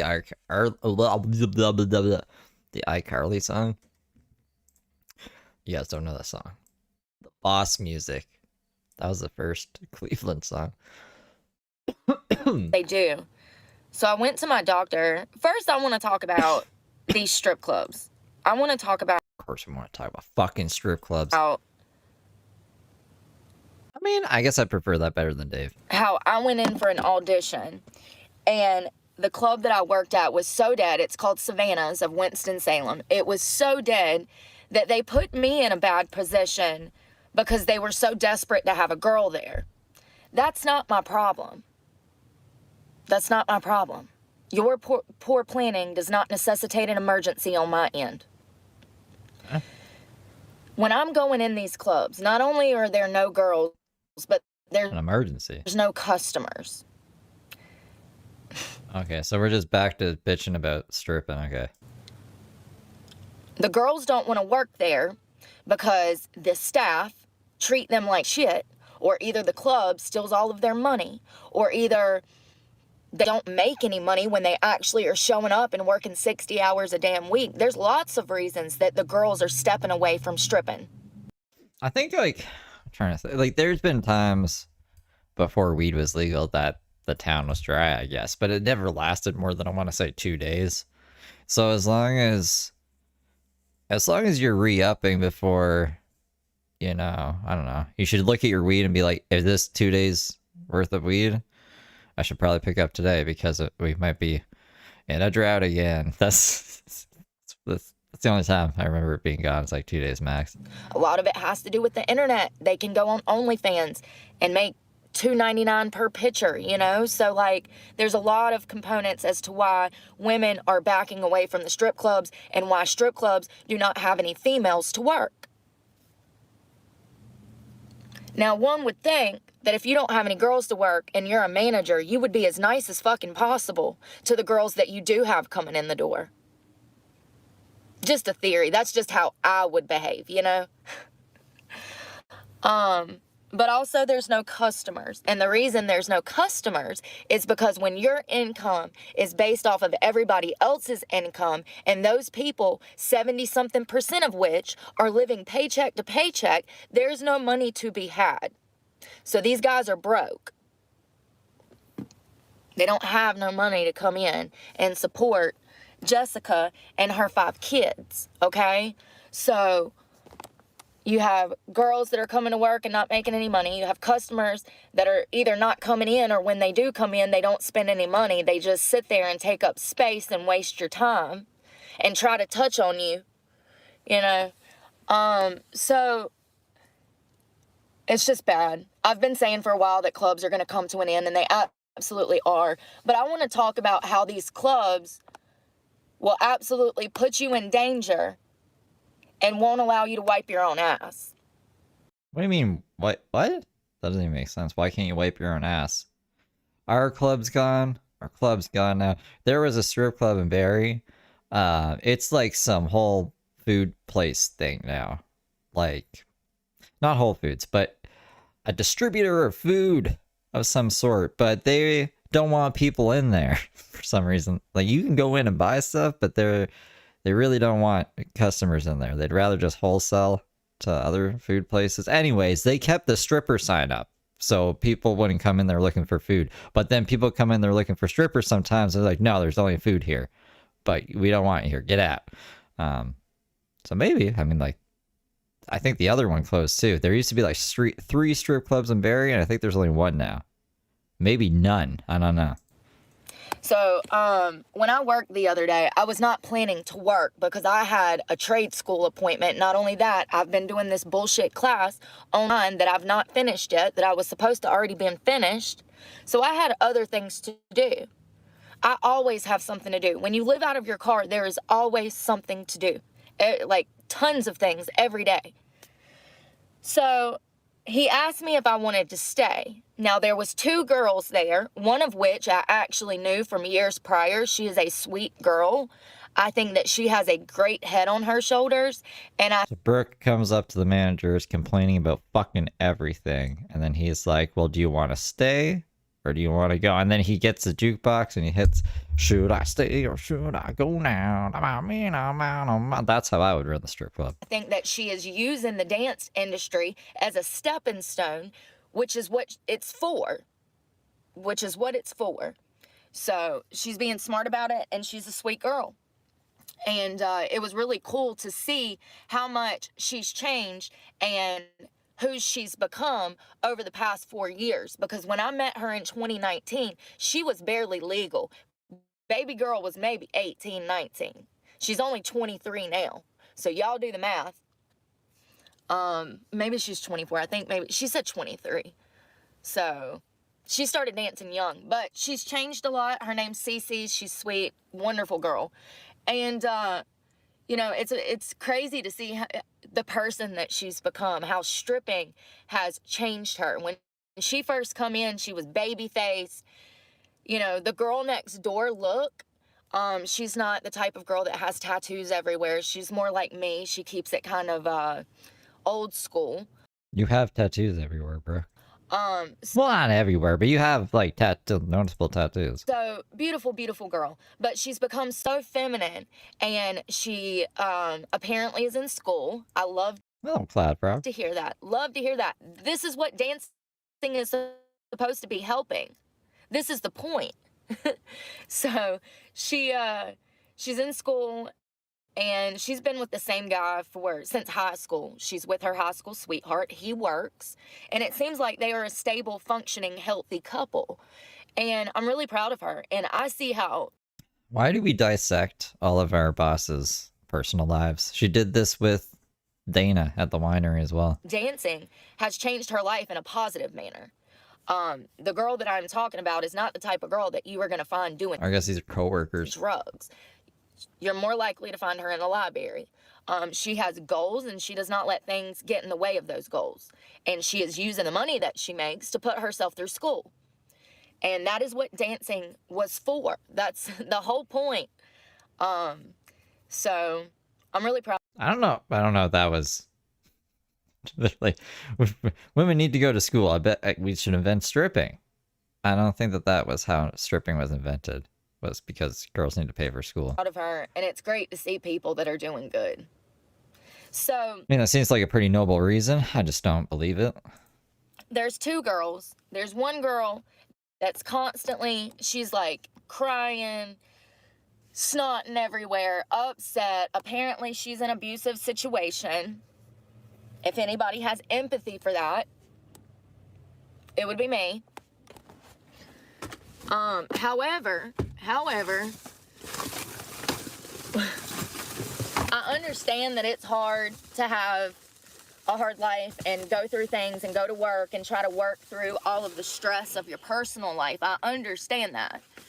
But something that looks really bad on a club and all of the people in it is when you have a stripper that is absolutely responsible for the situation that she's in, but she's sitting there crying and, you know, talking about how mean her boyfriend is and how, Yeah, that's for YouTube. That's not for the strip club. you know, they fight and blah, blah, blah, blah, blah. Okay, but you still go back every day, and I understand that it might take her some Oh, Brooke. Brooke. time to get away. But what you don't need to be doing is telling customers your whole life story. Like, it's a bad Maybe that's her grift. Maybe that's how she gets extra tips because they feel bad for her. look for business to be crying in your beer when you have money sitting in front of you. This is so ironic. The majority of men that walk into a strip club go there with a purpose, to get a dance, to grab a beer, to unload, to enjoy themselves for a minute. Have an intellectual conversation about horticulture and paleontology. And then you get in here, and we got Becky over here fucking crying in her lemon drop. Clap Rock, thank you for getting 5 memberships. And when people say, oh, well, I can help you get out of that situation, Becky don't want to take none of the help. Which is fine. I didn't want to either. I did it on my own. I left on my own, but something I wasn't doing was in the strip club crying to customers about the abusive situation that I was in. It's just a bad look. You didn't cry to didn't you meet Randy at the strip club? Which makes me question how old she was when she actually met Randy. But I You don't think she did some sob story to Randy for him to be like, well, there, maybe I should take you under my wing or whatever, you know what I'm saying?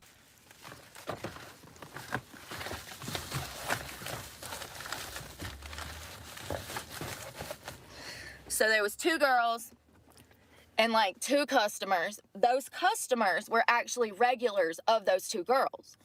So when they asked me to work, I was like, well, I'm already dressed. I'm already in heels.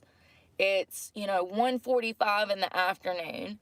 I'm like, fuck it. I'll just work. I'm already here. I can do that school thing on Thursday. I can do this on Friday. And I really need the money. Amy, thank you for getting 5 memberships. Because I'm behind on my truck payment. So I get in there and I start working. Well, something that is very common nowadays in strip clubs is that customers will come in and they'll want to buy girls drinks and they'll want to get everybody in the club drunk, but they don't spend any fucking money. What do you mean? They're spending it on drinks. You mean on you? Like specifically the stripper, I guess? Like Brooke specifically, or just any stripper? That's not okay. I'm sorry, it's not. I can get drunk on my own dime. You think I don't make enough money to go buy a fucking 6-pack of beer? Like, I'm not there for that. I absolutely hate drinking. I do. I truly do. And, it's no secret that I have substance abuse issues. Heroin. I've been clean. It's no, I'm still in recovery, but I don't view that as a huge part or issue for me, like heroin or anything like that, because I don't participate in it. I don't even know where to get anything like that anymore. But, these 2 guys that were in there that were regular customers of these 2 girls kept buying everybody drinks. And every time I would turn around, my wine glass was full. Okay, so they were probably paying what's-her-face then, not you. And then also being nice enough to buy you drinks. And Brooke has a problem because they weren't getting lap dances or just tipping Brooke for doing nothing? Is that what I'm understanding? I went to the bathroom twice and I poured 2 cups of wine down the sink. And What a waste. then this guy comes in. And he was weird. I don't know if he was like coked out. I don't know if he had anxiety. Listen, something that I've noticed is that married men get a thrill off of doing something that they know that they shouldn't be doing. They absolutely get an adrenaline rush off of it. Like coming into a strip club, married men, some of them, you can see physical signs of the adrenaline that they're getting. They're all jacked up and amped up because they know they're not supposed to be there. And it's absolutely a high for them. And I've seen this happen a lot. So I don't know if he was amped up because of that. I don't know if he was already drunk. I don't know if he was on drugs. I don't know, but he was weird, okay? He was super weird. And I was really surprised when he asked me for a dance. Really surprised. And then we walk up to the bar to pay the bartender for the dance because you have to go downstairs. And he ends up paying like $300 for a champagne room or whatever. And that's one of the smaller ones. I think that they can go up to like 1,000. So I was still grateful though, because that's still $200 in my pocket. And every little bit helps. That's 2 days of AC for me, I wish I were playing. I wish I were playing. I've been spending so much money on gas since I got my AC fixed. So I'm grateful. We go downstairs. They come and he goes to the bar and gets us more drinks. At this point, I'm just like, Jesus fucking Christ. Like, I want some food. Well, just don't drink. You don't have to drink, right? All I'd been thinking about was food. No, this isn't a flex. This is her complaining about, I don't know, he shouldn't have been spending that money on alcohol. He should have been buying Brooke food and giving her money when he was with some other lady of the night at the strip club. I'd had oatmeal. That's all I'd had all day. And I'm hypoglycemic. When I don't eat, my sugar gets low and I feel like I'm gonna die. And I was already feeling kind of dizzy. Anytime I was on stage, I felt nauseous when I was up there. So I was having these physical symptoms of hunger. And I kept saying, like, can I go get food? When can I? At 6 o'clock, as I'm giving this dance, this guy named Sean comes in. Now, I couldn't remember why I quit at this club back in 2019. Sean is why. Because Sean is an asshole, and Sean likes attention from women that work for him. And if you don't brown nose Sean, then you have problems with Sean. I wish that it were as simple as me going in, doing my job, not causing any problems, making the club money, making myself money, tipping everybody out, and going home. A lot of these clubs have people in positions of power that are perverts. Yeah. They sought that job out just because they're perverts. And there's managers that feed off of other girls. Like they want, a lot of these girls are young and they're dumb, and they absolutely will be screwing these managers. I've seen it, once again. Not only have I been in the industry, I ran a strip club. My ex owned a strip club. So once again, I've been there, done that. So a lot of these managers and owners, they absolutely expect their dancers to hop on their junk. And the only strip club manager, owner I've ever slept with was a man that I was in a relationship with for almost a decade that I loved. And actually, him owning a strip club caused more problems. I thought she was only with them for 5 years. Remember? Because I was like, if she was with them for a decade. She's talking about Randy? Randy didn't own a strip club. The fuck? She wasn't with Dave for 10 years. Was she with Dave for 10 years? I don't think she was with Dave for 10 years, guys. It was not beneficial for me whatsoever that he owned a club. It was ultimately the reason that we would break up. So it caused so many problems in our relationship. It's not cute, but Sean most definitely loves outside attention from his strippers. Like, he wants the attention in the club. He wants to feel like he's somebody. You got to pet his ego in order to have a job. So I wasn't going Oh, yes, I have to check him out too. for it in 2019, and surprise, surprise, I was on drugs back then, and I'm sober now. So if I wouldn't do it when I was on drugs, what makes you think that I'm gonna do it when I'm in the right frame of fucking mind? Kiss your ass. I wish I would. So anyways, I do this VIP dance. The guy is getting like antsy and wound up, and he's complaining that I'm not drinking my wine. I'm starving at this point. When I tell you, if a chicken would have ran by, I could have ate a whole damn chicken. You would have saw me in VIP plucking feathers. I was starving, okay? And I'm getting ill at this point. And I'd already asked to go home several times and to get food. What? You can't just leave? You're a traveling stripper. You're not going to have this job for more than 3 days. Why don't you just leave? And anyways, They're like, no, you're being held hostage again. the guy ends up getting up during the dance and running out of the VIP. Like, Why aren't you drinking your wine? You don't understand. This is a hostage situation. he just takes off. So then He just runs away? What? the bartender comes in to check on us, and I'm like, what the fuck? And she's like, I don't know. And I'm like, well, where did he go? And she's like, I think he left. And I'm like, what the fuck? And she's like, yeah, this is so weird. I said, dude, it's literally my first dance. It's my first dance of the day. Like, listen, if you go in and it starts off like this, just know that the rest of the night is going to just be crazy person after crazy person. I was like, where did he go? I really do think that he was on something, or either he was extremely drunk. You know how, like, Or he was like, I'm out of here. This lady's crazy. when you're drinking, you can get to a point where you're Fucking Paul. like, oh shit, I'm fucked up.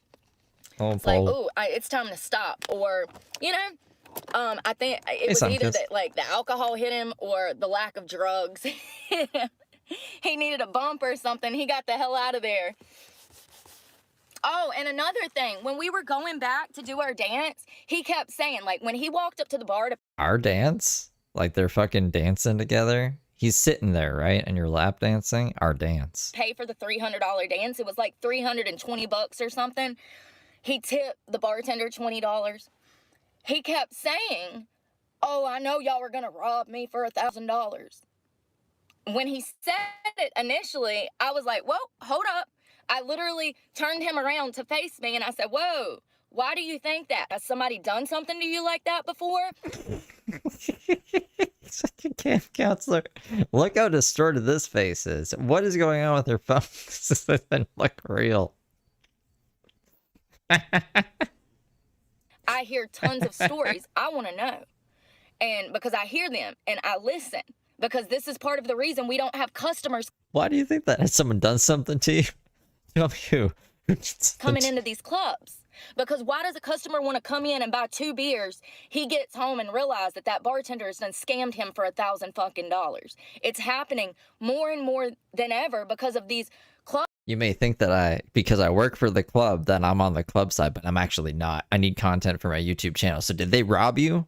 Tell me so I can fucking talk about it. They're poorly managed and ran. And you have a lot of managers that will go for shit like that. They absolutely are in on the scamming.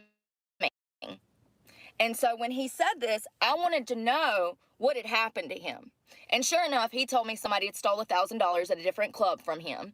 And I told him, I said, listen, I want to assure you that they are not going to scam you. And the whole time I'm saying it, I'm like, these motherfuckers better not scam him. They better not scam him. You guys want to watch Paul? Paul. They didn't, though. When we got down, I made him pull out his phone and we looked at his bank app. And I was like, see, I said, they don't do shit like that here. But there are absolutely clubs that do. And I don't do shit like that. I've never scammed anybody like that, ever. I had a manager that was telling me the day that I got hired, he said that he had another girl that worked at another club, and she would do this thing where she would get these guys into VIP, and then she would tell them to take their pants off. And so these guys think that they're about to get, and they take their pants off, and then she would go run and get a bouncer and tell the bouncer, like, ooh, he's been being inappropriate, and they would kick the guy out. Now, at this point, Smart. she's already got her money because he had to pay before they went in the room. It's crazy. Oh, and I forgot. I think he said something about she'll ask for money up front, too. So, like, once she gets in the room, she'll ask for money and then say, take your pants off, like she's going to service him, and then she gets the bouncer. It was something like that. The manager, Sammy at Savannah's, is great. Sammy is awesome. I give Sammy a 10 out of 10. CC at Savannah's is amazing. I give CC a 10 out of 10. The bartender, Lindsay, was amazing. And, overall, I think that Savannah's can be a good club. I think that it's clear that they will absolutely fill you full of liquor or beer or whatever, wine in my case, and not give a fuck. And everybody's like, well, why don't you want to work here? Why don't you want to work there? Because of shit like this. When your need for just having a girl in the club is more important than my well-being, I got to go. I kept reiterating that I needed to go get food, but they didn't want to let me go because they didn't have another girl. Well, gee, I wonder why. Could it be that you don't let nobody feed themselves around here? And then like I said, every time I turned around, that fucking glass was full. And I'm like, who is doing this? That's rare. Strip clubs, typically, you have to buy your drinks, okay? So when I kept turning around and that glass was full, I'm just like, who is doing this? And it was one of the regular customers for the other girls. Like I said, there was 2 guys and 2 girls. And, I really appreciate that. But at the same time, I essentially was drinking on an empty stomach. And after my 6 hours, I kept asking to go, and he kept bullshitting me around, telling me, oh, wait 30 minutes, wait 15 minutes, wait 20 minutes. No, I have not eaten. I've worked over 6 hours. I got to go. They absolutely don't give a fuck. Now, normally I pack a lunchbox. I've talked about this before. When I say I pack a lunchbox, I'm not joking. This is a lunchbox. Everything that I need, I put in here and I take to work with me, and I carry this bitch around all day. This is not a typical dancer bag. Most bitches have Gucci or Prada. This is Walmart, and I like to kill several birds with one stone. Yeah, it is a nasty game. Sorry, I was muted because I was eating. What does the Walmart bag kill with so many stones. What are you talking about? Many birds with one stone. Absolutely. You know, here's another thing. I've worked for clubs that absolutely care about their girls, and they will find Ubers and hotels for their girls if their girls are intoxicated. I've also worked for other strip clubs where they would pack me up in my fucking car, even though I was pissy, falling down drunk, and send me on my way. And I got a DWI. I sure did. Leaving the club on Halloween, I crashed. Into McDonald's. Right? That was McDonald's on Halloween. Very spooky time to crash into a McDonald's. I was concerned. I was like, kids could have been in there for Halloween fun at McDonald's. So, you know, that's why I don't care if I have to go to every single club. I'm not going to work for people that put me in danger. And these people absolutely put me in danger. I kept saying, I need to go. I have things to do. At one point, I walked in the office and I said, hey, there's nobody in here. There was not a customer, not a girl, not a nobody. Brooke was the only one. Well, if you went home, then there wouldn't be a strip club, would there? There'd just be a club with, I guess, maybe alcohol, but no strippers. So there's nobody in here. Can I go? I've been here for 6 hours. And he says, no, you need to wait till 8:30. He literally was saying that just to piss me off. Me and this guy have history. He tried in 2019 to get me to kiss his ass. I refused to kiss his ass. He's a horrible manager. He does not need to be in a place of power. He's childish. He's immature. And he absolutely... Like, literally? Like, he pulled his pants down and said, you're gonna kiss my ass. Antagonizes the dancers to get a rise out of them. And that's immature. So immature. Like, why are you gonna mistreat the very people that are putting money in your pocket? So I didn't like him in 2019, and when I saw him the other day, I was like, fuck, nope, no, thank you. So at one point I go and I'm like, hey, can I leave? And he said, this is like the 4th time that I said, I am hungry, I'm shaking. My hands, y'all, were shaking so bad. And my speech was slurred, okay? I was like, how can I explain it? It's almost like having like vertigo where you go to stand up and you don't feel stable. Your balance is off. And I'd been going through that up on stage dancing. Oh my God. I'm sure they would have sent you home if you were having vertigo on stage dancing. Not a good look for the strip club. So, he turns around and he says... He says, I'm sorry, it's so funny. He says, let me get it right. He says, just because you've made the money you wanted to make today, Brooke, doesn't mean that you can just leave or something like that. And, but, you know, he was insinuating that I wanted to leave because I had a little bit of money that I wanted to go buy drugs. That's what he was doing. So, no, he's just saying, like, just because you made enough money for your quota today doesn't mean you just get to dip out.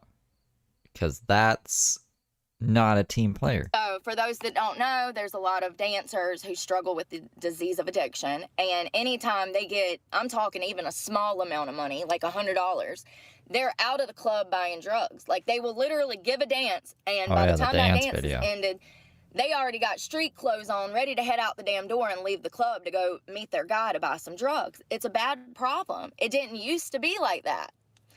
I blame that on these strip club managers, like, you know, because it didn't used to be like that. So for him to insinuate, you know, and when I knew him in 2019, I absolutely had a heroin addiction, you know.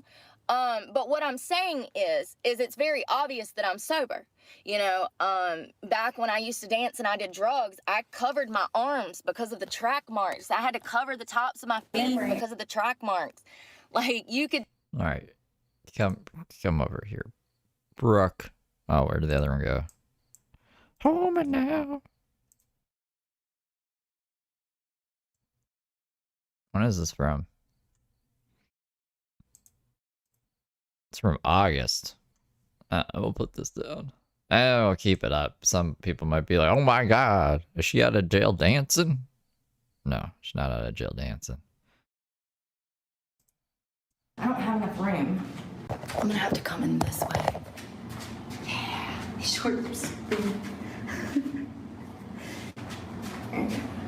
This way. You guys better love me. We're gonna get copywritten. I know I'm gonna get a violation for this, but I just want, hey y'all, I just want to show y'all some choreography I'm working on. Wait, hold on. What did she say? Choreography? I know I'm gonna get a violation for this, but I just want, hey y'all, I just want to show y'all some choreography I'm working on. Choreography. Something for work. So I figured if I can implement Gog-a-magog. and choreograph like 20 songs that I can start featuring. What a feature is a feature. It's inside Planet Fitness's shower, I think. Feature has fancy costumes. Hello, Mitsu. They have choreographed routine, and it's all about performances. If I can Ricky Hearn, thank you for gifting 50 memberships. I seen memberships. I don't know how I missed that. I seen memberships start coming. I was like, where is these coming from? choreograph 10 to 20 routines, I can start featuring. So I've been working on some stuff. So half of this is going to be on the pole, and the other half is choreographed. Standing up in your dance heels and dancing in your dance heels. So I'll just show you what I have so far. It's not perfect. I've literally been working. I've worked 2 days on it. So, and I know I'm gonna get a violation, but it's John Party's Your Heart of Mine. Let's see if I can do it 1 through 1. So first of all, this is such a fast song that it's really hard to do in heels that are 6-10 inches tall. Second of all, Bunch of excuses. this song seems to be moving faster, but I just would probably be moving slower. It's hard to remember all of the choreography and where the pole goes, and I'm not even hitting my cues like I'm supposed to be because I'm nervous. Also, I don't have enough room to do 5, 6, 7, 8 because this is Can't do 5, 6, 7, 8. Where did I don't remember her saying Paul. When I say Paul, it means Paul. a tiny room. I can't do 5, 6, 7, 8 because I don't have room to do 5, 6, 7, 8, so it's throwing me off. Because typically I go through the first verse, 5, 6, 7, 8, stars. I'll try it again. Stars. Let's just do it again. I don't know what that was. Hold up.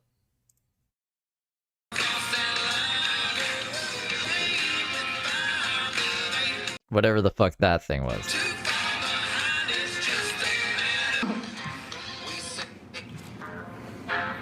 So hard to do in flops. 5, 6, 7, 8. 5, 6, 7, 8. Stars. In the same vicinity. That's like double slap.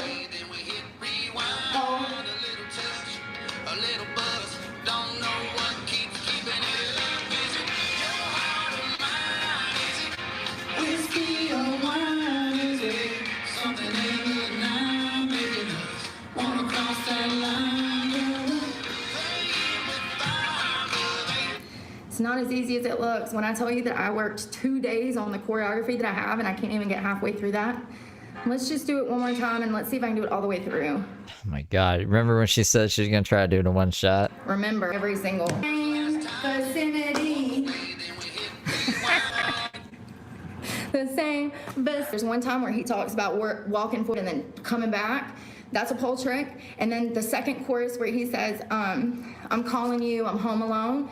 I'm literally on the pole with no arms. Both of my arms are off the pole. I'm holding myself up with just my legs and I'm doing all of these like gestures. He says, hello, are you at home? Because I'm all alone missing you. So I'm working on it. We'll see. That's not in the beat that it goes in. Is that what the beat is in Brooke's head when the song is playing? I feel like I'm really nervous right now, which is weird because I do this for a living, but yeah, that's what makes me think you're not the best dancer in the whole club, every club you go to. Maybe like one random club where everybody's like on heroin or something, but like, I don't know. Every club? Definitely love choreography. I grew up doing dance with my mother, and It looks like someone who's never been a cheerleader attempting to do a cheerleader dance. You know what I mean? Like trying to emulate a cheerleading dance. Specifically line dance, but also I did, let me remind you, anyone that's not respectful will be banned. I do not give second chances on this. Thanks, Joshua, I'm working on it. I don't give second chances on this channel. But there's a lot of songs that are out right now that I would love to choreograph to that are like really good music. Specifically like country rap is really in my area. Crap? Country? I didn't know that was a genre. Crap is now a genre? Country rap? So there's stuff that I would like to choreograph to that. I don't think that's a thing. I wanted to show you guys what Like country rap might be a thing, but I don't think they call it crap. I gotta look this up. I was working on. I'm about to get in the Right? shower. I know I'm gonna get a copyright violation for this, but it's okay. Anytime, apparently I can't play music on this channel. I don't understand. There's literally whole channels that are devoted to reactions from music. So I don't understand how he's able to do that. Y'all know who I'm talking about? The guy with dark skin guys, usually wears a do-rag. He's hilarious. He usually listens to a lot of like alternative 80s. I love his channel. Anyways, he does blind reactions to music. Okay, she's done. She's done her little dancing thing. It is not called crap, but that's funny. Still listen to that crap? That country rap? Not in my house. In my house, we listen to Beethoven. Could tell that I was on drugs. So, you know, me and my recovery, what you're not going to do is tell me what I'm doing with my money or insinuate that I'm on drugs. Like, the audacity of some lame-ass strip club manager to tell me what I'm doing with my money. Bruh, I said, oh, that's what we're doing? I turned around, I walked away, I went and cleaned my locker out, I put my street clothes on, and I fucking bounced. Another job down. I don't want to work for anyone who is mentally manipulative like that. Why do I want to work for someone who can't even, you know, here's another thing. Once again, surface level person. This motherfucker didn't say anything to me other than, hey, how you been? And when I did not reciprocate this conversation, then all of a sudden, I can't go home when I'm scheduled to go home. When I'm scheduled to get off of work after I've worked the hours that are mandated. I think you can just leave then. He was hoping Trying to make me stay longer than I'm getting paid for. Not happening. that I would jump on his dick, just like he was in 2019. And when I failed to do so, then he got butthurt. Maybe it's updating now, the court thing, because it's just spinning around like this. And usually it's not just spinning around like that. So that makes me think they're updating it. So I'll keep refreshing and seeing what happens. Oh, it's here now. Is anything updated?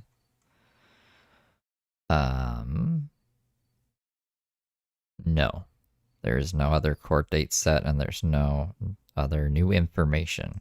And wanted to throw his fucking power around, insult me, gaslight me. I'm not working for people like that. I don't have to. I'm smart enough, pretty enough to go to any club that I want. And he absolutely has these young girls brainwashed into thinking that that's the only club they could ever work at. And I just want Cece to know that if you want to go anywhere else and dance, you can, baby. You can. That's right, Cece. Anywhere you want to dance, you can dance. You don't have to stay anywhere Dance if you wanna. working for people like that. You know, and here's the thing, if he was any kind of decent fucking human, the first thing out of his mouth would have been like, oh my God, Brooke, you look good. Looks like you're taking care of yourself. Looks like you clean your shit up. But he didn't. Because that's not what those type of people want. Those type of guys want girls that are strung out. Those type of guys want girls that are easily manipulated, girls that are suffering from the disease of addiction. Put on the blue suede shoes. Pervert.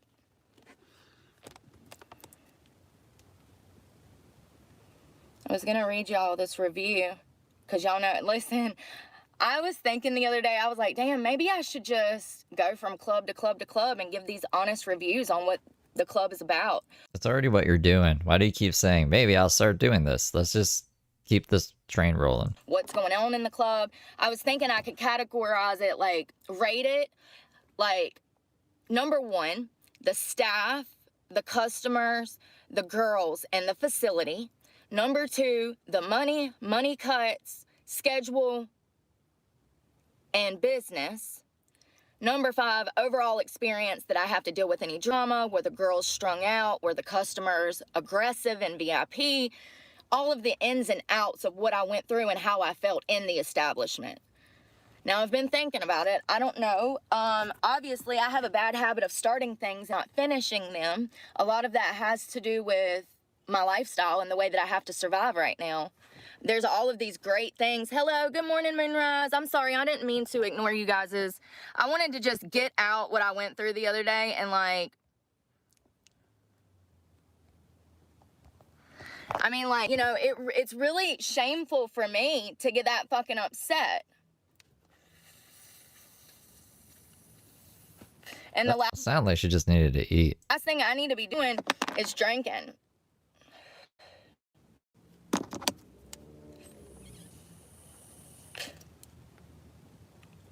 That's right. If, like, you don't know what's up with the arrest and stuff. It's 35 minutes, but, I mean, it's all important information. That toothpaste leaves a ring around my lips. I think I leave it in there too long. So I'm looking for the fucking strip club review. Took screenshots with my other phone. Oh, thanks for So, that.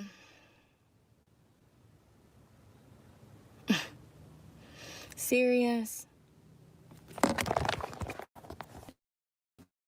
I had to write a review because, Oh, like no. I said, Fucking the reviews, man. for me to be there longer than 6 hours, which is what they mandate you I'm working on the reviews video. I'm working on it, guys. work, which is illegal. I'll talk about that in a little while if I can remember. But it is absolutely illegal to mandate an independent contractor to work. Due to the fact that they're an independent contractor, they make their own schedule.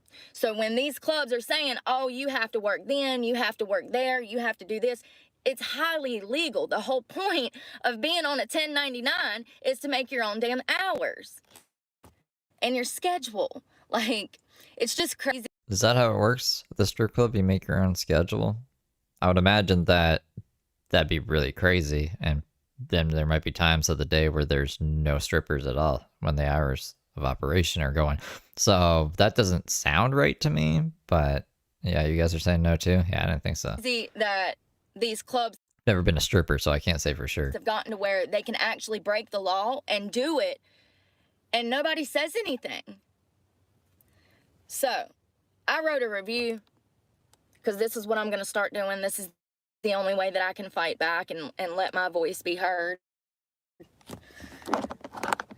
I couldn't for the life of me remember why I quit here until 6 p.m. and Sean walked in the door. If it were not for the other workers, Sammy, Lindsay, I would tear this club apart in this review. Sean is a prime example of how one bad apple can ruin the whole bunch. He's the type of man that will cut his nose off despite his face. He's very unprofessional and rude and will definitely try to gaslight you into staying over 6 hours because they have no girls to work. Gee, I wonder why. To start with, I had school obligations on Wednesday afternoon, so I swung through just to do an audition. After getting hired, they asked me to work. I was already there in a dress and heels with makeup on.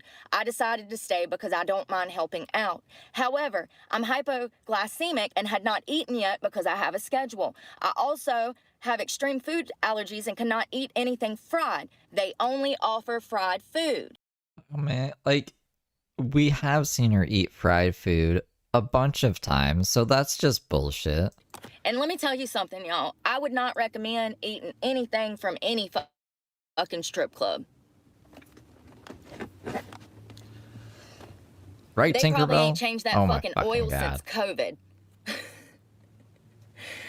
Remember there was like 2 or 3 days where Brooke thought she had diabetes and she got like a blood sugar tester and stuff, and then she just kind of like forgot about it. Same with like the skin cancer.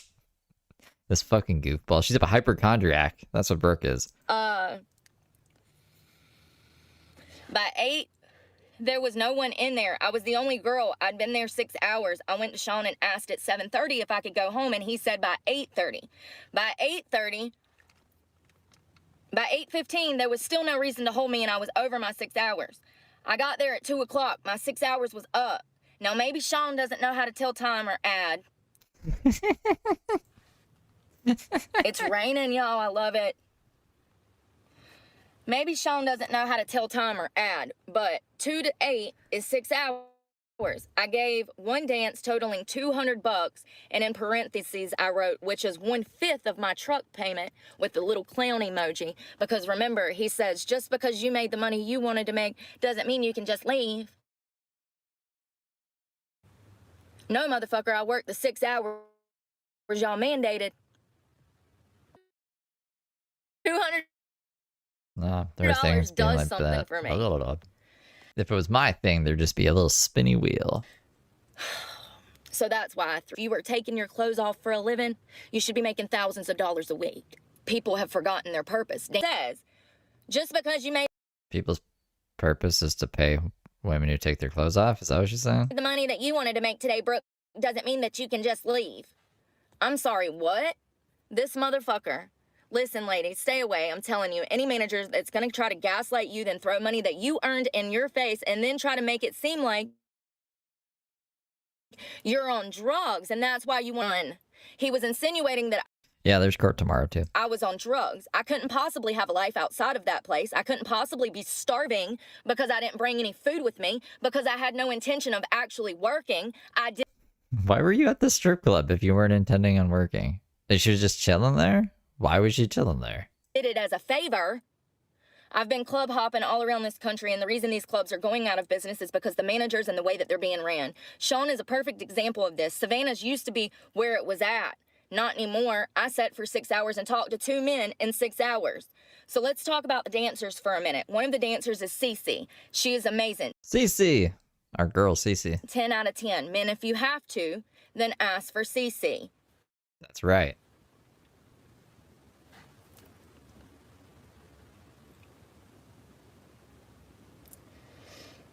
Something that I notice in the industry that is common is women who have these pity stories. It's probably they want to feel appreciated, not obligated. The fuck? Ding. Gotta stop trying to use these businesses' Wi-Fi. Their Wi-Fi sucks for streaming. It's not meant for streaming. Most guys come there to enjoy themselves, not hear about problems. Sean is the type of man that is... Yeah, she's reading her own review, yeah. Sean is the type of man that will end up alone and bitter. Because she was like, that's what I'm going to do from now on, because it's my only way of fighting back is by writing these reviews, and we're just going to go to every strip club, and I want to tell you what's what. That's why I call her the Gordon Ramsay of strip clubs. Sad man who gets a thrill out of trying to abuse dancers. He loves to talk me out, quit because of him. Sean is the type of strip... Remember? I don't know if you guys ever saw it, the Hotel Hell. They're like, Gordon Ramsay, you know a lot about food. You're a great chef.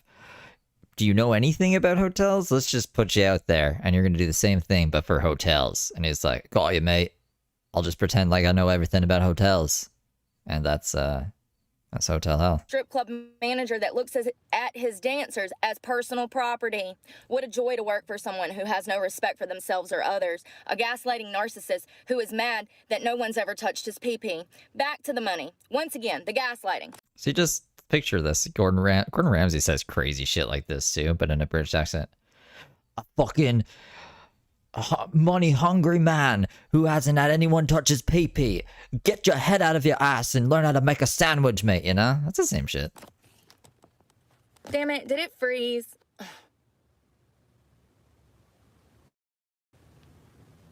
Sean is the type of strip club manager that looks at his dancers as personal property. What a joy to work for someone who has no respect for themselves and others. We are taking our clothes off from me. We are taking our clothes off for fuck's sake. Anyone that takes their clothes off for money deserves over $2,000 a week on a consistent basis. That's real money, you fucking chump. Oh, now we're up to 2,000 a week. Okay. Yeah, so that was the review of I mean, you know, and I really should have put in there how they coerce their dancers into getting drunk, but then at the end of the day, they don't give a fuck what happens to them. Thank God I have enough experience to know when I need to cut myself off, but there's a lot of girls that are not able to do that. But for him to say, like, oh, just, you know, what he said was, you got the money that you wanted to make. That's what he said. He said, just because you made the money that you wanted to make. Hold up, motherfucker. Yeah, you already said this.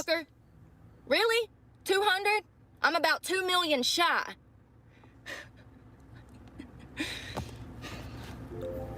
Yeah, I got the fuck out of there. Quick. I got to go. But like I said, there was some great people that works there. Sammy is amazing. He's the daytime manager. I would recommend anybody that's interested in working at Savannah's, that I would recommend working daytime at Savannah's. I just don't think she's a good stripper. I think she wants to be a stripper because she wants to be, I don't know, lusted after or whatever. She obviously puts a lot of value on her looks, but she should really just go back to carpentry if she knows anything about it. Even if she just has like a I'll get you coffee kind of fucking side job. It'd probably pay her more if this is all she's making at the strip club. Because that means that you will completely skip over Sean. Sean is a huge issue. Poor fucking Sean is the reason that this is a terrible reception. I'm surprised. This is a fucking long stream too. How long is it bad like this? She must fix it at some point. She has to, right? they don't have any ladies working. And it's sad, because it could be, once again, like Leather and Lace of Gastonia, it could be a good club. But, you know, once again, you have people in positions of power that are too stupid to realize that their behavior directly impacts the business. What they're doing to dancers directly impacts the business. No girl wants to go work for a guy that's going to talk to her like that when she's done all of the hard work that she needs to do to get to where she is. Do you know how hard it is to get clean off of heroin? Empathy and understanding. I don't want to work for anybody like that at all, ever again. If I wanted to be around that, I'd be with one of my exes. Hey, babe. No, you wouldn't, because I don't want to be around you. The Blonde Crafter. I love that name. You probably have a lot of skills. I mean, if you name your channel The Crafter, you probably make stuff very interesting. I'll have to check out your page. Is this how Brooke gets to interact with people? So Sammy is so cool. He's down home, relatable, and I actually met him in 2019, but I didn't remember him because he's lost like 100 pounds, y'all. He used to be like a bigger guy, over 250 pounds, and so when I ran into him during my audition, I didn't even recognize the guy because he's a whole new person. I mean, down to the way that he even takes care of his beard. He just looks different. And I love to run into people that have changed and they've bettered their lives, like this girl, Cece. When I first met her, she was a baby, you know, and she's still a baby. 23 is still a baby.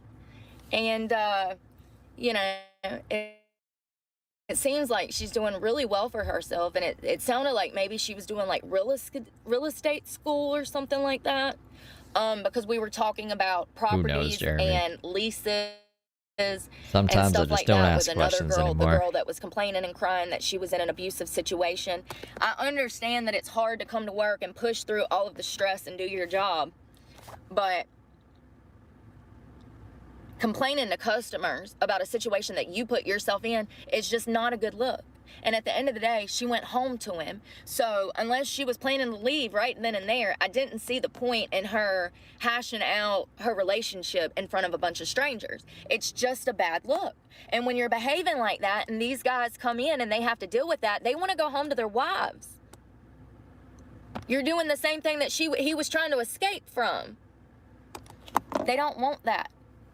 When guys come in, they want chipper, they want happy, they want, girls that are ready to. Do you guys want a little mini James update? Because I don't know where the fuck to put it.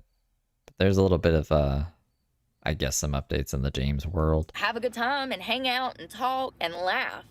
They don't want Deborah over here snotting everywhere because she stays. And here's another thing. And in my opinion, this is my opinion, a lot of these girls want to be in that situation. When you bounce ideas off of these girls, this girl, she shut everything down. I'm like, well, do you have a license? She's like, I can get one. I said, so you don't have any restrictions? You haven't had a DWI? She's like, no. I'm like, well, why don't you get one of your regulars to help you buy an old beater and convert it into an apartment on wheels? When you tell these girls this, or you think outside the box, it goes in one ear and out the other. Because at the end of the day, they want to be in that situation. Most, not all. Hell, for the first 10 or 12 years of my situation, I thought that I wanted to be there. And I behaved as such.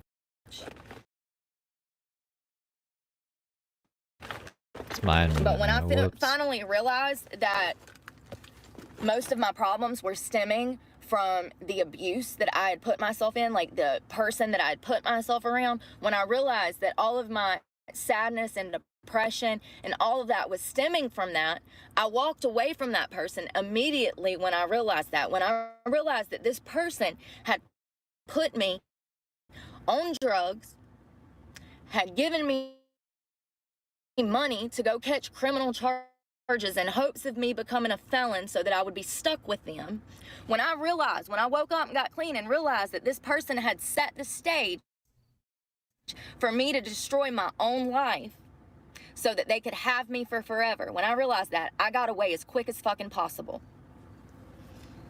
And most people do.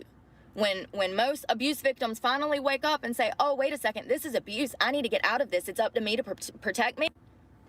To sit there and know where all of your problems stem from and then decide to go home to it, you're doing it to yourself. There you go, Brooke. You're doing it to yourself. That's pretty wild for Brooke to say that. Is this... Yeah, ladies. Yeah, no, that's from the fucking 12 still. Where's Tony posting stuff? Oh, the James update. Sorry, guys. Okay, so, here. This is from Josh. Josh and James have been talking on the phone a lot lately, and it's been getting pretty insane, I guess. Let me see. I'm just going back to when the last time I was telling you guys updates. He's back in Hollywood. He's homeless and just living on the streets of Hollywood.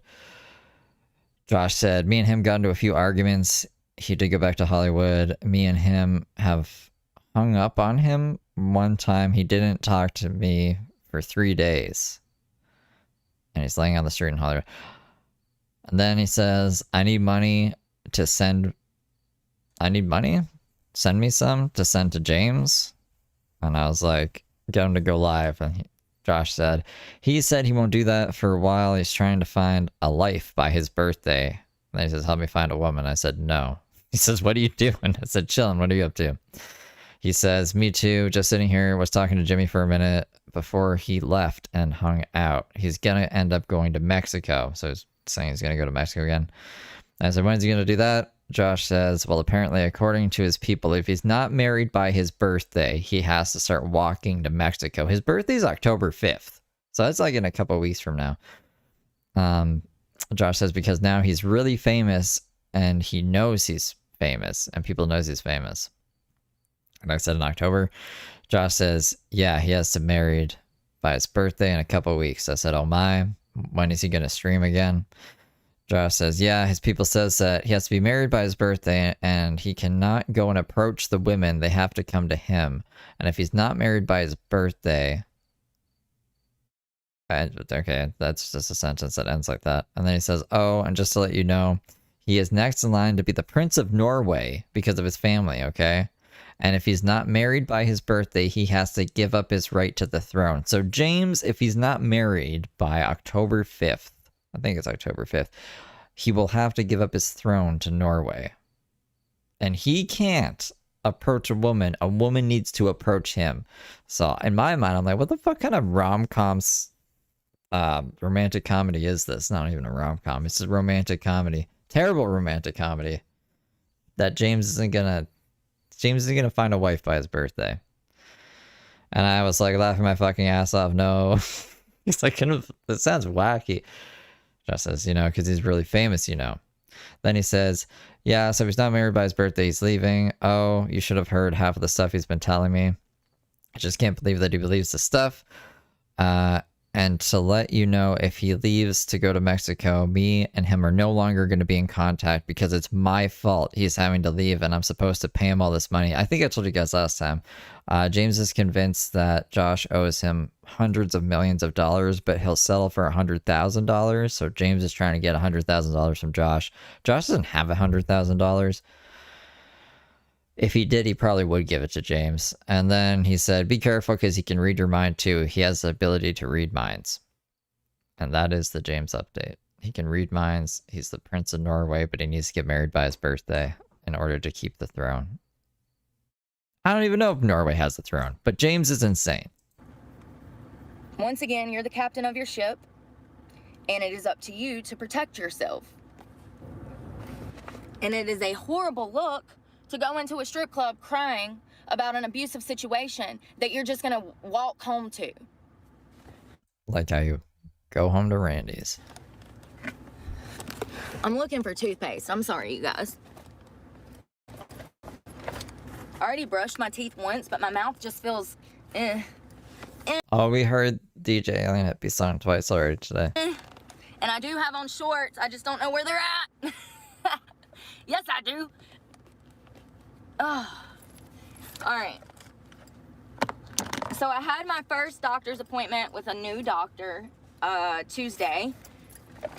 Wednesday. See how bad my memory is? I don't know what day it was. It was this week. It was the day after I stripped. So I'm sitting there, I'm talking to this new doctor. It's for my... Nah, no new document. I just refreshed it. It's just the same thing as earlier. Suboxone. And she says, well, actually, I don't know what her pronouns are. I can tell that she has them. But, A new document? What's this new document? No, honestly, I'm so uncomfortable in that situation. I don't even know how to ask. Like, you can tell that something's going on, but what do I say? Like, I don't know, man. I don't know. They go by Laura, so they go by Laura. But New document on tomorrow's case? Whoa. Let me open that up. But hey, Eric. Just like the white windows and songs I like the sun. The blonde crafter. Yeah, I'm not interested in any things like that. I think that it's a bad idea to do OnlyFans. I think that OnlyFans is one of the huge downfalls of society currently. I think that our younger generation of women are suffering mentally. Which case? Which case tomorrow? There's 3 cases tomorrow. I guess I'll find it. Okay, it's not this one. And I think that these corporations are absolutely evil and playing off of the communicating threats. Oh, we do have a new document. What's this? I love when we have a new PDF download. Oh, I should probably LEO certificate. What's an LEO certificate? mental instability in our country right now. Like, how can I'm not making any sense. I sound crazy. I know. I feel like OnlyFans is the devil. There we go. And I feel like these companies like OnlyFans, these porn industry. I don't think there's any information I would need to redact. I can just pull this up here. I don't know what this is about, but let's read and find out. Oh my god, that's bright. Can you guys see? Can you guys see your eyes? Can I see my eyes? Okay, the undersigned law enforcement officer does hereby certify that he or she has complied with the provisions of NCGS something something something by delivering to the state all materials and information acquired by the department in the course of the felony investigation resulting in the charges in the file numbers set forth. I have delivered the following materials and information to the DA's office: an electronic copy of the complete file of all law enforcement agencies involved in the investigation of the crimes or the prosecution of the defendant as received by this agency, consisting of pages 1 to 28, which have Bates, I don't know what that means, have been Bates stamped by my department. The term file includes, well, how do we get that? How do we get the 1 to 28 things? I want to read that. I don't think that's here. We can request it. Maybe that'd be cool. I was surprised Tony Michael John's clerk was pretty cool. Blah, blah, blah, blah, blah. So what else we got? The term file includes defendant's terms, blah, blah, blah, blah. That's just like a definition of something. And then B, oral statements be written. So this looks like it's just like they submitted the evidence. I guess they submitted the evidence. That's the new document on the communication of threats of mass violence on an educational property for court tomorrow. That was entered today. People, okay? I feel like Or maybe, I guess the date says 22nd. It was updated and put online. It says the 23rd online. they play off of women that are already hurt and damaged. And I feel like a lot of us, I know what it's like, 1 in 3 of us have dealt with sexual harassment. Thank you, Westman, for I wasn't even paying attention to this one because I'm waiting for the other one to update. So I appreciate you letting me know. Sexual assault, molestation, 1 out of 3. So us women have been through a lot, and what we don't need to do is expose our body in that manner and harm ourselves even more, because it absolutely will be detrimental to your mental health and your well-being. It's not healthy, and I don't know why we have people out here thinking that it is, or that it can be lucrative when it's not. There is no money in OnlyFans. I mean, I think there's a little money in there, or else people wouldn't do it. I don't know where these lies come from, but there's no money in OnlyFans. Just like there's no money in YouTube. No money at all. None, guys. None. I've only been living off of it on my shitty fucking channel with like 10,000 subs. You know what I mean? No money. Nada. So that's why Brooke keeps doing it too. Fans. Unless you're in the top 1%. Not only that, the reason that I don't want to do OnlyFans is because I don't want that out there. I don't want my kids fucking seeing that or something one day, or my grandkids, or my great aunt, my great niece. Could you imagine, like, the embarrassment? There's a creator on here. It's a young boy. He's probably 15, and his sister is one of the top OnlyFans creator. And there's an interview with this boy interviewing his sister, who is a porn star. And you can hear in his voice how her actions have impacted his life. It's evil. It's evil. It's evil? It's fucking evil? I guess if you have siblings, you can't do anything, guys, because they might get embarrassed. God fucking forbid. You know how much Brooke's... Whoa. Why is... Oh, yeah, I reset the computer. I don't have my drawing tool open. You know how much of Brooke's family is probably embarrassed by her? And I want no part of it. And the only reason that I strip is because I have to survive. I've looked for a regular job. I'm still looking for a regular job. There's days that I do upwards of 7 interviews. And I'm unhireable. The Department of Social Services and the Alamance County Sheriff's Department made sure to make me unhireable. They did it on purpose. They ruined my life on purpose because I ran my mouth.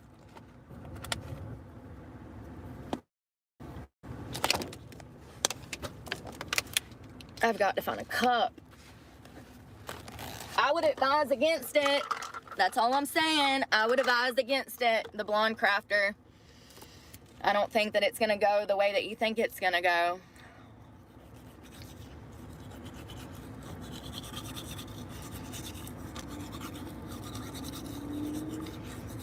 I'm in North Carolina this morning.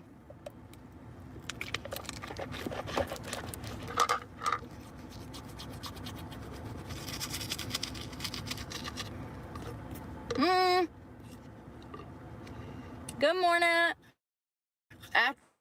Afternoon. When I tell you that I've not slept in years, and I slept till 12 o'clock today. In the car? In the car? Park the car? Yeah, I think that all lines of sex work are bad. Escorting, stripping, porn.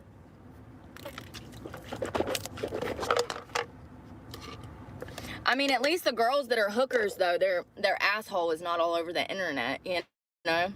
And that, I feel like when girls escort,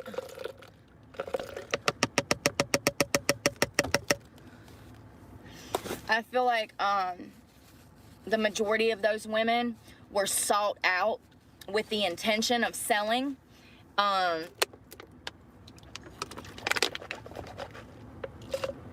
I've known a lot of victims of human trafficking that were escorts. And those escorts did not want to escort. They were coerced and forced into escorting. And not only that, they were blackmailed into escorting. And a lot of the girls that I've met that were escorts were young as fuck when they got into it. Homeless, hungry, no parental guidance, young. There's an MO for these sex traffickers, and escort owners are sex traffickers. So I think all of it's bad. I think all of it's evil. I've got a history with sex work. You know, I've been stripping and stuff since I was young, and it sucks that I have to continually go back to it. But at the same time, I'm kind of glad that I have it. I mean, you're not good at it. You might just want to call it quits as a source of income. Maybe you just dance in the shower, and then you don't have to like deal with all these crazy guys either. That might be a better life decision. I need it because it's on the back burner at all times. And if something happens, then I can just go strip. I mean, that is a luxury that most people, you know, don't have, but at what cost? Because at the end of the day, I'm harming myself. I'm putting myself in danger. It's not a great environment. I'm meeting the most shittiest people that you can meet. And it's not benefiting me really at all, except for financially. And I had a job interview at Harbor Freight, Krispy Kreme. Harvard, what? Harbor Freight is like a Lowe's. And he pretty much told me that he would have hired me. But since my last drug conviction was only 8 years ago and not 10, he said if that drug conviction would have been 10 years old, that they would have hired me. That's the first time somebody's even talked to me after an interview. They usually don't even fucking call me. I'll drive an hour somewhere, spend $40 in gas to get there and back, and then they don't even give me a courtesy call to tell me why they didn't hire me. I've done hundreds of interviews, over 300 in the last 8 months, since October of last year. So how many months is that? Yeah, like 8 months. But, you know, there comes a point where it's like, well, you know, what am I supposed to do if nobody's gonna hire me? And there's only two options, you know, go back to school, pick up a skill that I can open my own business with, but also at the same time, I have to keep stripping until I find work. And, you know, I was talking to my doctor the other day. You had a job. She had a job. She quit it, remember? And I was telling... She had like at least 30 grand to blow through looking for a job. So, I don't know, man. I don't like her positioning it like this to make it sound like this is the only option. She literally was at another option. She could have looked for another option that wasn't stripping while at the winery, but instead she quit like a fucking angry teenager, and now this is the position she's in, and she's angry about it, or like, I don't know, wants to grift off of it or some shit. Them that I was unhireable, And they said, oh no, there's no way. And then I started telling them the ins and outs and all of the mitigating circumstances. And then they were like, oh wow. And I was like, yeah, it's pretty fucking bad. I almost got hired, and then I told them, no, wait, I'm unhireable. You can't hire me. And they're like, what? Wait, what are you talking about? And they're like, oh, thank you for letting us know, Brooke. We almost hired you. 2 counts of attempted murder, felony possession of heroin, like, you know, and it's long, you know. So, and these people don't care that it's been since 2016 or 17 since I was in trouble. They don't care that, you know, that I'm sober. They don't care. It just looks bad, and they don't even want to deal with it, and they wipe their hands as soon as they can of me. And it sucks. So I have to keep pushing forward. And, you know, I'm glad that I'm still in a good enough health to be able to dance. And here's the thing, you know, I was so scared when I went back to dancing. I was like, oh my God, I'm in my 30s. I'm closer to 40 than 30. Like, I was so nervous. I was just like, man, I know I'm going to get in there and there's going to be all these cute little teenagers, and, you know, I'm not going to make any money because I'm older. I don't know why I worry so much. Because I get in there and I'm the top earner at every single club that I walk into. So that tells you that if I'm a 50 out of 10 in these clubs, that tells you what type of girls they have in there and how bad it is. Because I shouldn't be considered a model in a strip club, but I absolutely am considered a model in a strip club. I don't think she is. In comparison. So the quality of women have went down significantly. That's another reason these guys don't want to come in here. What are they paying for? They can pay. Amber said she was going. Considering there's so much news coverage of the actual arrest, I'm wondering if, like, they might do something on the TV. That'd be pretty cool. That's always good for views. So, I don't know. Hopefully they haven't just forgotten about it, moved on to the next thing in the news cycle.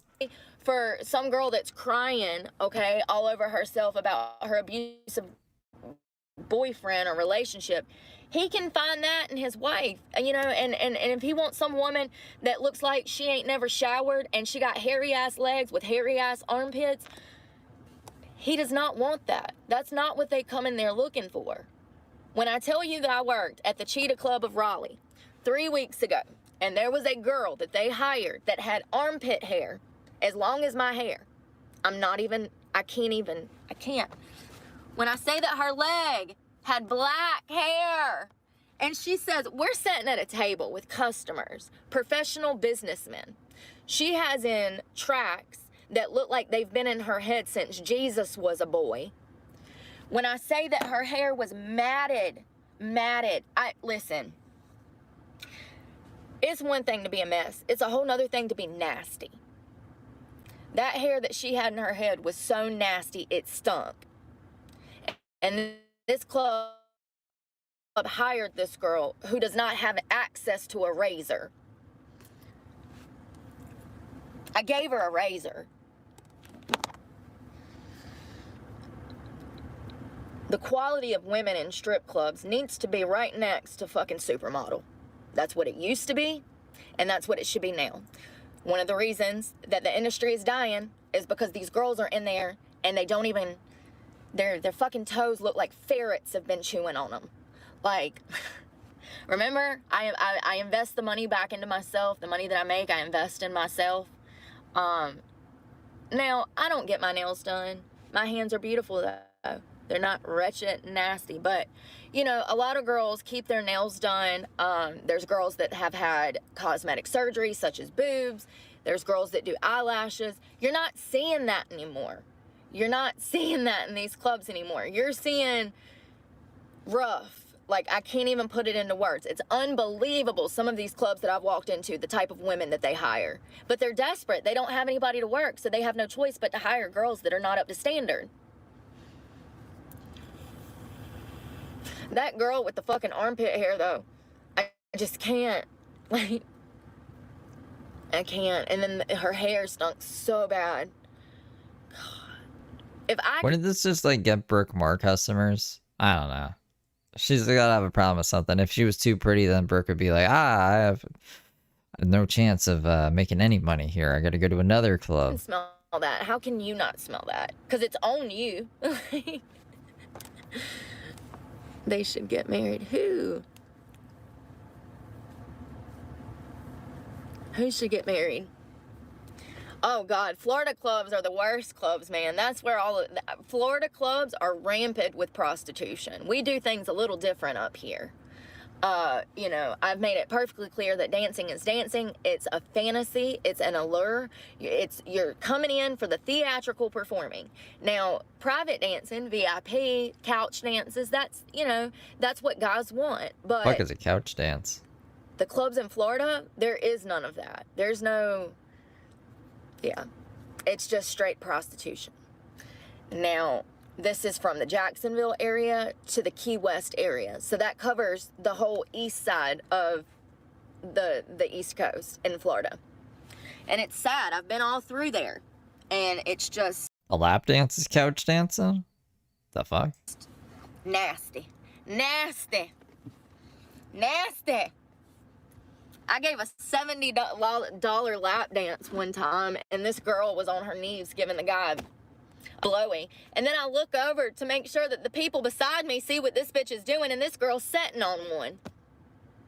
$70. And then my guy is mad at me because I'm not doing what these bitches are doing. $70.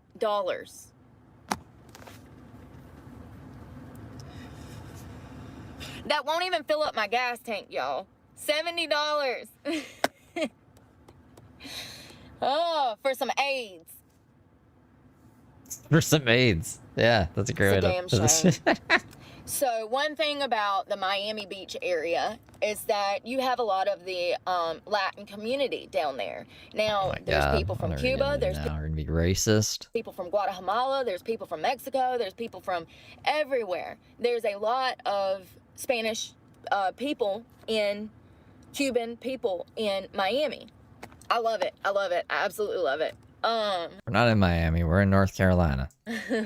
I'll never forget. I stopped at this like roadside coffee stand. I was lost in the middle of fucking Miami, and my phone wouldn't work. I couldn't get in touch with my brother. I was out there for a wedding, and I stopped at this like roadside stand to get coffee, and it was Cuban Cabana that I'd never had before, and it's delicious. It's like espresso. It is espresso. It's Cuban espresso, okay?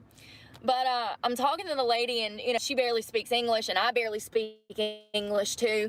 So we're just trying to figure out, you know, payment and all of that. And she hands me this little tiny, teeny cup of coffee. I was like, yo, where's the coffee? It was literally like a shot, okay?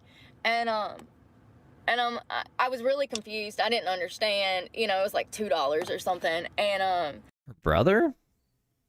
Does her brother want anything to do with Brooke? I would imagine if I was Brooke's brother, I wouldn't have anything to do with this. she's like, yeah. She's like, I said, can I get another one? She's like, no, no, no. She's like, your heart go boom, boom, boom. I was like, what? She was trying to tell me that all that caffeine would make my heart explode. It was hilarious, though. Once again, both of us did not speak proper English, so it was hilarious. But I'll never forget her because she was so sweet, and she gave me a free pastry, some kind of it tastes like cream cheese, like a cheesecake, but it looked like a biscuit. So anyways, great people.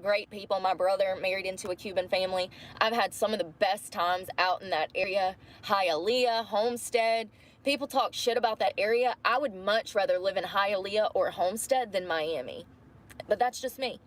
So anyways, the clubs down there, they're just prostitution. If you're not gonna sell your ass, then you're not gonna be able to make any money. And that's just the sad part of the Miami area. Now, I'm talking about Tootsies. I'm talking about Showgirls. I'm talking about Booty Trap. These are all clubs that I've worked at that were prostitution driven. And, you know, This was going on back in 2012 when I went down there. 2013, 2014. So if it was going on then, I can only imagine how bad those clubs are now.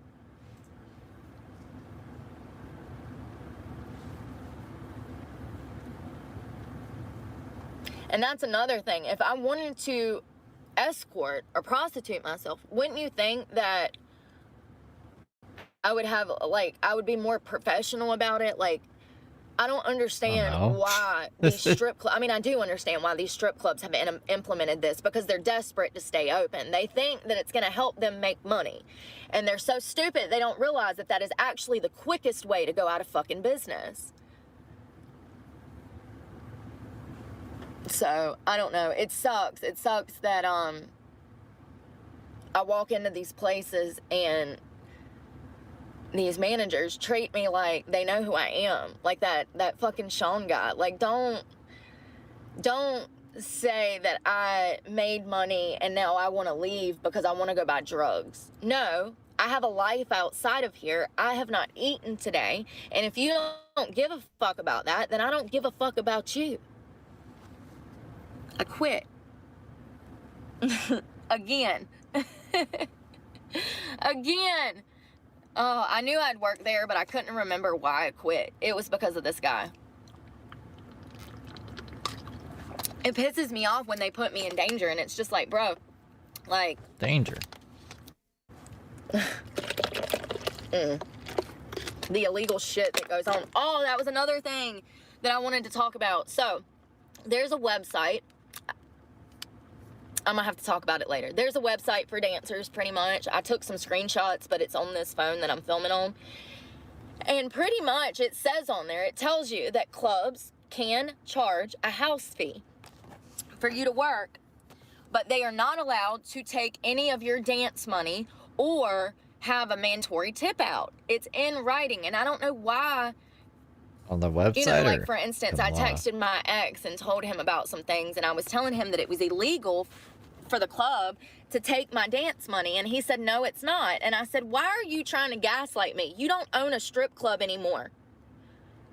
You don't own that club anymore. So be here for me, since I'm the one you're trying to date. How about that? Have my best He's not trying to date you. Heart. What a fucking asshole. Brooke? This is why I'm single. So he says, no, they can take dance money. So let me explain it. When you go into strip, you pay the club money. That money is to secure the spot for you to work in. That's how the state sees it. You are renting the club to dance in. The clubs are allowed to charge a house fee. That house fee can range anywhere from $5 to $100. It depends on when you're working and what day you're working. Every day is different. Fridays is going to be more expensive because those are the busier nights. Monday mornings, if you get there at 11:30 a.m. before we open, then there's a good chance you might not have to pay a house fee. This is one of the many reasons that I work an early schedule. So, while you're there dancing, for instance, like I did a room the other day. I did a VIP room. It was $300. The guy walks up to the bar with me. He pays for the dance. I receive $200 out of the dance. The other $100 goes to the club. That is the illegal part. Highly illegal. This is the part that I've been having a problem with. Remember when I was in Raleigh 3 weeks ago and I made $1,500 and I only got to walk away with $400? That's illegal. But what can I do about it? Right. Not illegal. So there is a state-ran website, and it has all of your legal rights as a dancer on there. And it blatantly states that the clubs, if you're on a 1099, if you are an independent contractor, clubs do two types of hiring, an employee or an independent contractor. 90% of the time, you're going to be an independent contractor. If you're an employee, they pay you by check. That shit's sketchy. I'm not going to go into that because I don't work. No, just run. Anywhere that wants to put you on payroll, run. So it is not for your benefit. It's for their benefit. And you're already getting fucked because no matter where you go, they're going to take almost half of your dance money, which is illegal. But on the website, it says that if you're an independent contractor, that they can charge a house fee, which is what I've always said, but they are not allowed to take cuts out of your money for dances and or make it mandatory for you to tip out. When I told my ex this, he wanted to argue with me because he used to own a strip club and his brother still do. He owns all of them in Virginia. So, like, but my thing is like, why are you still lying? Like, it's me. Like, but you want me to be with you and marry you and move in with you, but you can't even be honest with me. Ugh, the stupidity, you know? What benefit is it of yours if I'm dancing in fucking Wilmington and I have a problem with how much of my dance money they're taking? Like, why does that concern you? Why not say, yeah, right, you're right, Brooke. Like, I understand you're right. You know why? Because that would be him admitting that he scammed thousands of women out of money that they earned because he did the same shit. I guess I should say we did the same shit. And if it were not for me, half of the dances that he saw money off of would have been doubled. It was only because I said, don't charge people a fucking arm and a leg when they come in, that he actually left the dances in the club at a reasonable fucking price. This man was trying to fucking Thank God Brooke was there to save all the strippers. charge thousands of dollars for a fucking room, just like all of the other clubs. And I said, no, that's stupid. You're gonna run your business off. But then you don't make as much money, Brooke. And he didn't do it. But then he ended up selling. But, and I'm glad. I'm so glad he got rid of that club. The stress. I was a full-time employee without any payment. Yes, my AC is fixed, Chill Billy. It was $1,300 or $1,227. My shorts are getting on my nerves, y'all. I feel like my ass is hanging out. Yeah, it was the condenser. It was the condenser. Not only that, but I also had, remember they had filled it up with Freon at that one shop that kind of played me. That pisses me off. They didn't play You know those guys, they do work on my tires. It's a shop across from a strip club that I used to work at. They have tires. They used to be 35. Now all of a sudden they're 50 for a used tire. I got a flat tire. My AC wasn't working. I went over there to get new tires. They put 4 new tires on my truck within 2 weeks. I was able to afford 2 tires 1 week. And the next week I went back and I actually had a friend of mine that used to visit me at the club. His name's Sean.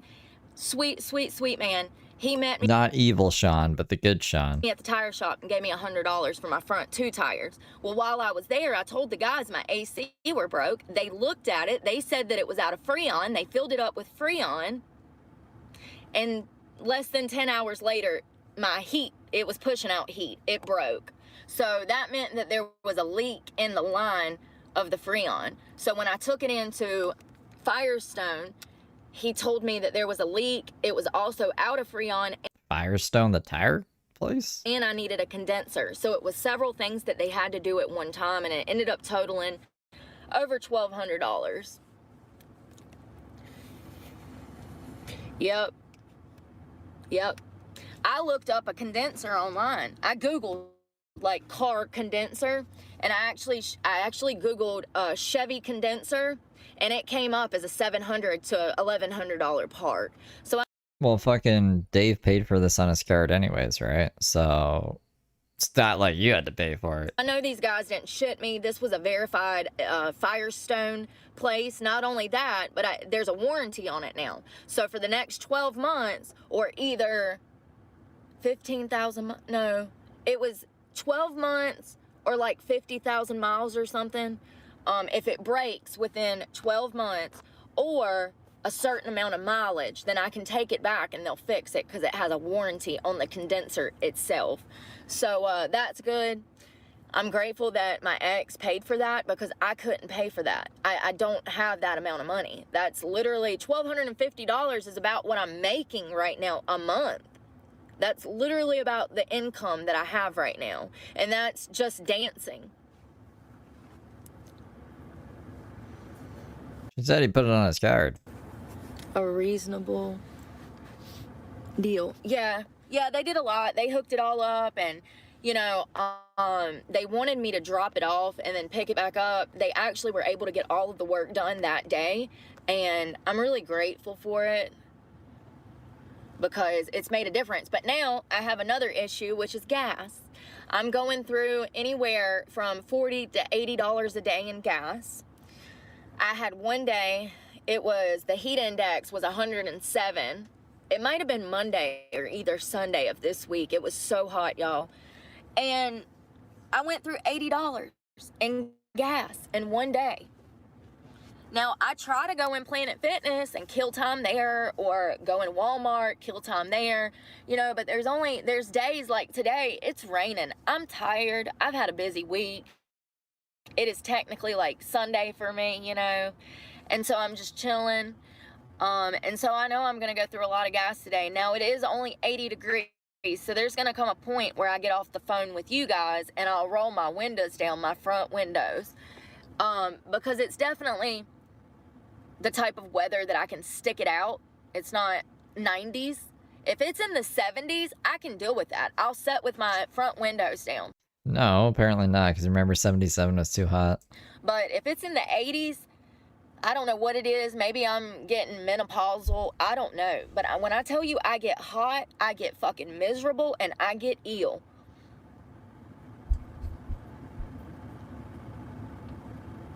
And I definitely am sleeping better than I was. Y'all, when I was in Raleigh a couple weeks ago dancing, I don't know how I was making it. I really don't. I was getting maybe 1 to 3 hours a night of sleep. And then I was so fucking dehydrated, and it wasn't for lack of trying to hydrate. It was so hot that it literally just drains it out of you.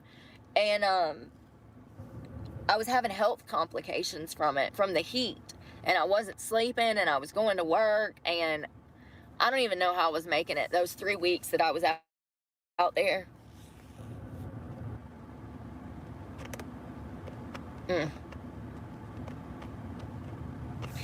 Something that I talk about a lot is surface level people. And, my ex did fix my AC. He did. And I'm grateful for that. But there's going to be a but. But See? I wish that I could get my AC fixed in a real conversation, though. Oh, come on. Who gives a fuck about a real conversation? He's not able to communicate. He's not able to talk about the future or the past or the present. And that's a huge problem. So you'll financially be there for me when something goes wrong. But if it comes down to having a serious conversation about anything, it's not possible.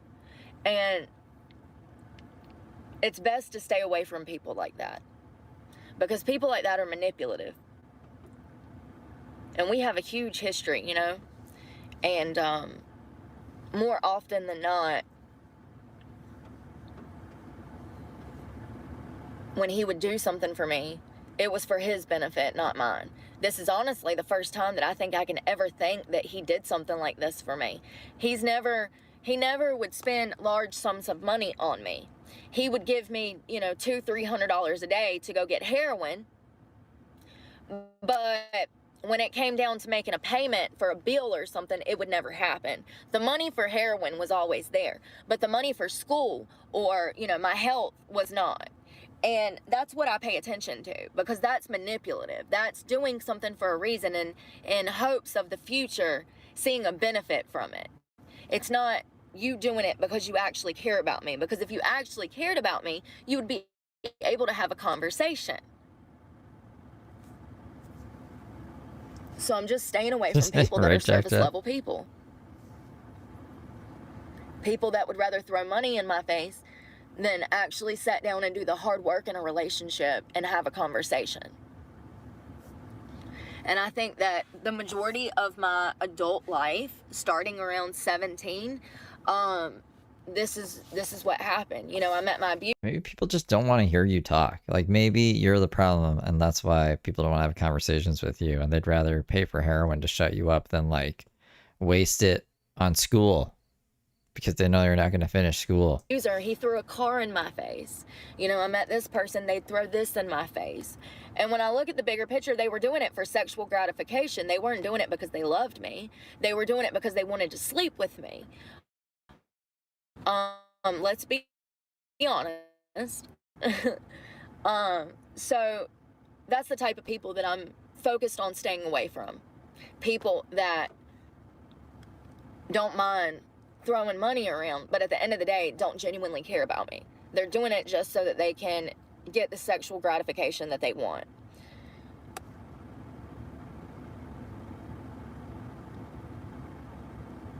So I have a bunch of clubs that I'm looking at. I'm headed to Virginia this afternoon at some point. It says Why are you going back to Virginia? That's insane. that it's flooded at the beach. I'm going to Norfolk, Norfolk, Norfolk, Norfolk. Let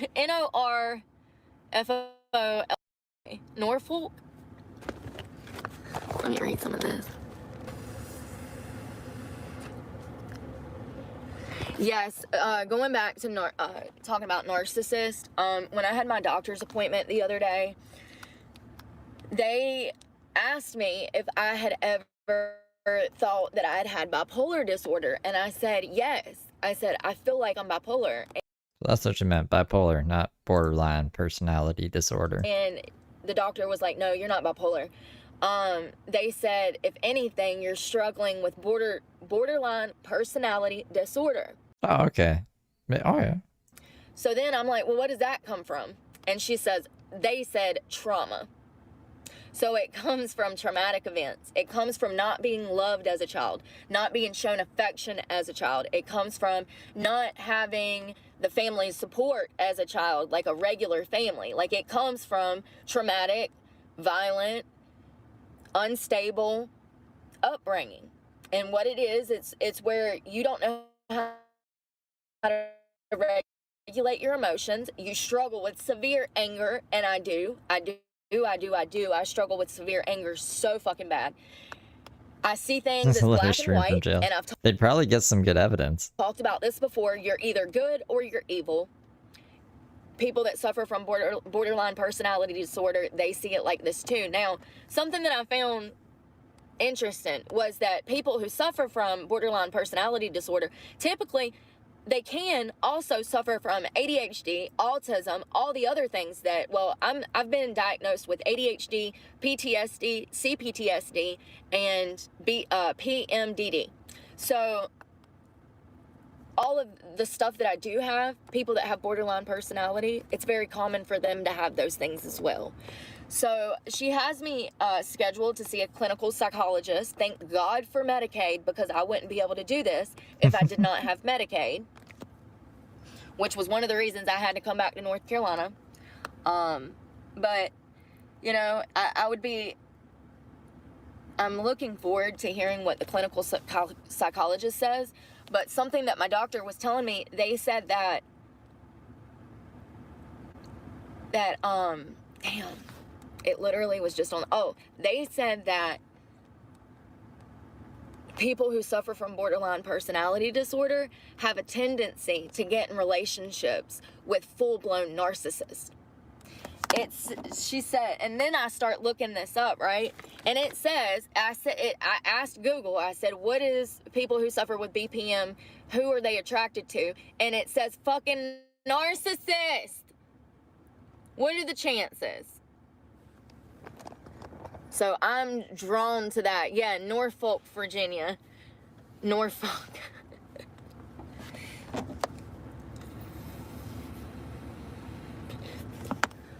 Is it? I don't know. We'll see.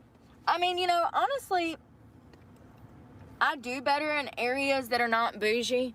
I do, like, you know, my doctor the other day was like, I will say that this new doctor I have they seem like they care a lot about people. They came outside and looked at my truck and looked in here because I told them that I lived in my truck, and they wanted to see my tires, and, you know, they checked my tires and made sure my tires were full of air. What type of doctor does that? It's so sweet. And you know, they seem like their practice is a new practice. It's a new doctor in this area, and so they seem like they really want to help people in this area that are struggling. And the medication Suboxone is really hard to get. Not only is it hard to get, but it's super expensive. So it sucks. It really does. I wish that I would never got on it. I talk about this all the time. I literally just, here it is. So it says, does ADHD attract BPD, which is borderline personality disorder? The two conditions share symptoms, genetic patterns, and environmental risk factors. Moreover, young people with ADHD are more likely to develop borderline personality disorder than those who don't. So it was saying that if you have ADHD, you have more likely chance to... Yes, if you have ADHD, you have a more likely chance to develop borderline personality disorder. Now, once again, this personality, it's a personality disorder. It's not like bipolar. Bipolar is a mental health condition. Isn't borderline personality disorder also a mental health condition? Borderline personality disorder is a personality disorder. It's fixable. It's completely different than bipolar disorder. Bipolar disorder is a genetic mental condition. Yes, borderline personality disorder is a serious mental health condition. What is Brooke saying right now? That is forever. You know, people with bipolar disorder absolutely can live a regular, fulfilling life. It's just a mood disorder where they have... No, borderline personality disorder is not considered curable in the traditional sense. You can you can do things to help with it. You can't. Brooke is insane. What the fuck is she talking about? Whatever this doctor told her, it either went in one ear or out the other, or Brooke is like scrambled it in her brain. I don't know what the fuck she's talking about. Everything she's saying is wrong though. Heavy ups and downs, and you know. Yeah, manage symptoms. Borderline personality disorder comes from abuse. It comes from trauma. And it doesn't. It can, but it doesn't. It's not like necessary. It says, who attracts people with BPD? Narcissist. This explains so much. I don't know. We'll see. That's what they said. They said that they feel like I have borderline personality disorder and that they scheduled me to see a clinical psychologist so that I can get evaluated, which is what I've been trying to do for over a year. Remember, I went to Chapel Hill, UNC, to seek mental health services. Remember, they put me on Xanax, which could have absolutely killed me. It could have been the end of me. And they put me on a medication that's a narcotic, and I'm in recovery. When I told this doctor that, when I say that they were so baffled, I said, make it make sense. And they were just like, that is so dangerous. I said, that's what I'm fucking saying. You have to be your own protector. So it says, borderline personality disorder attracts to narcissists. One of the main reasons why people with borderline personality disorder are attracted to narcissists is because of the relationship dynamic that develops between them. Narcissists tend to be charming, confident, and charismatic, which can be very alluring to someone with BPD.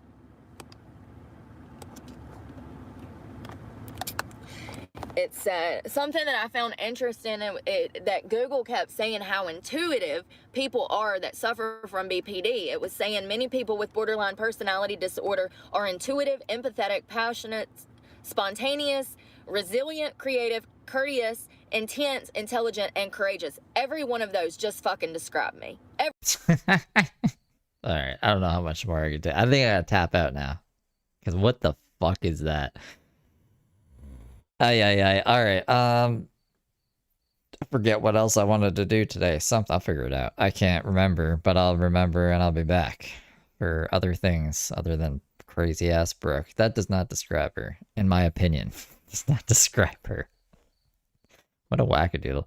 All right, guys. Take care. I'll see you later. Later, Gators. Bye.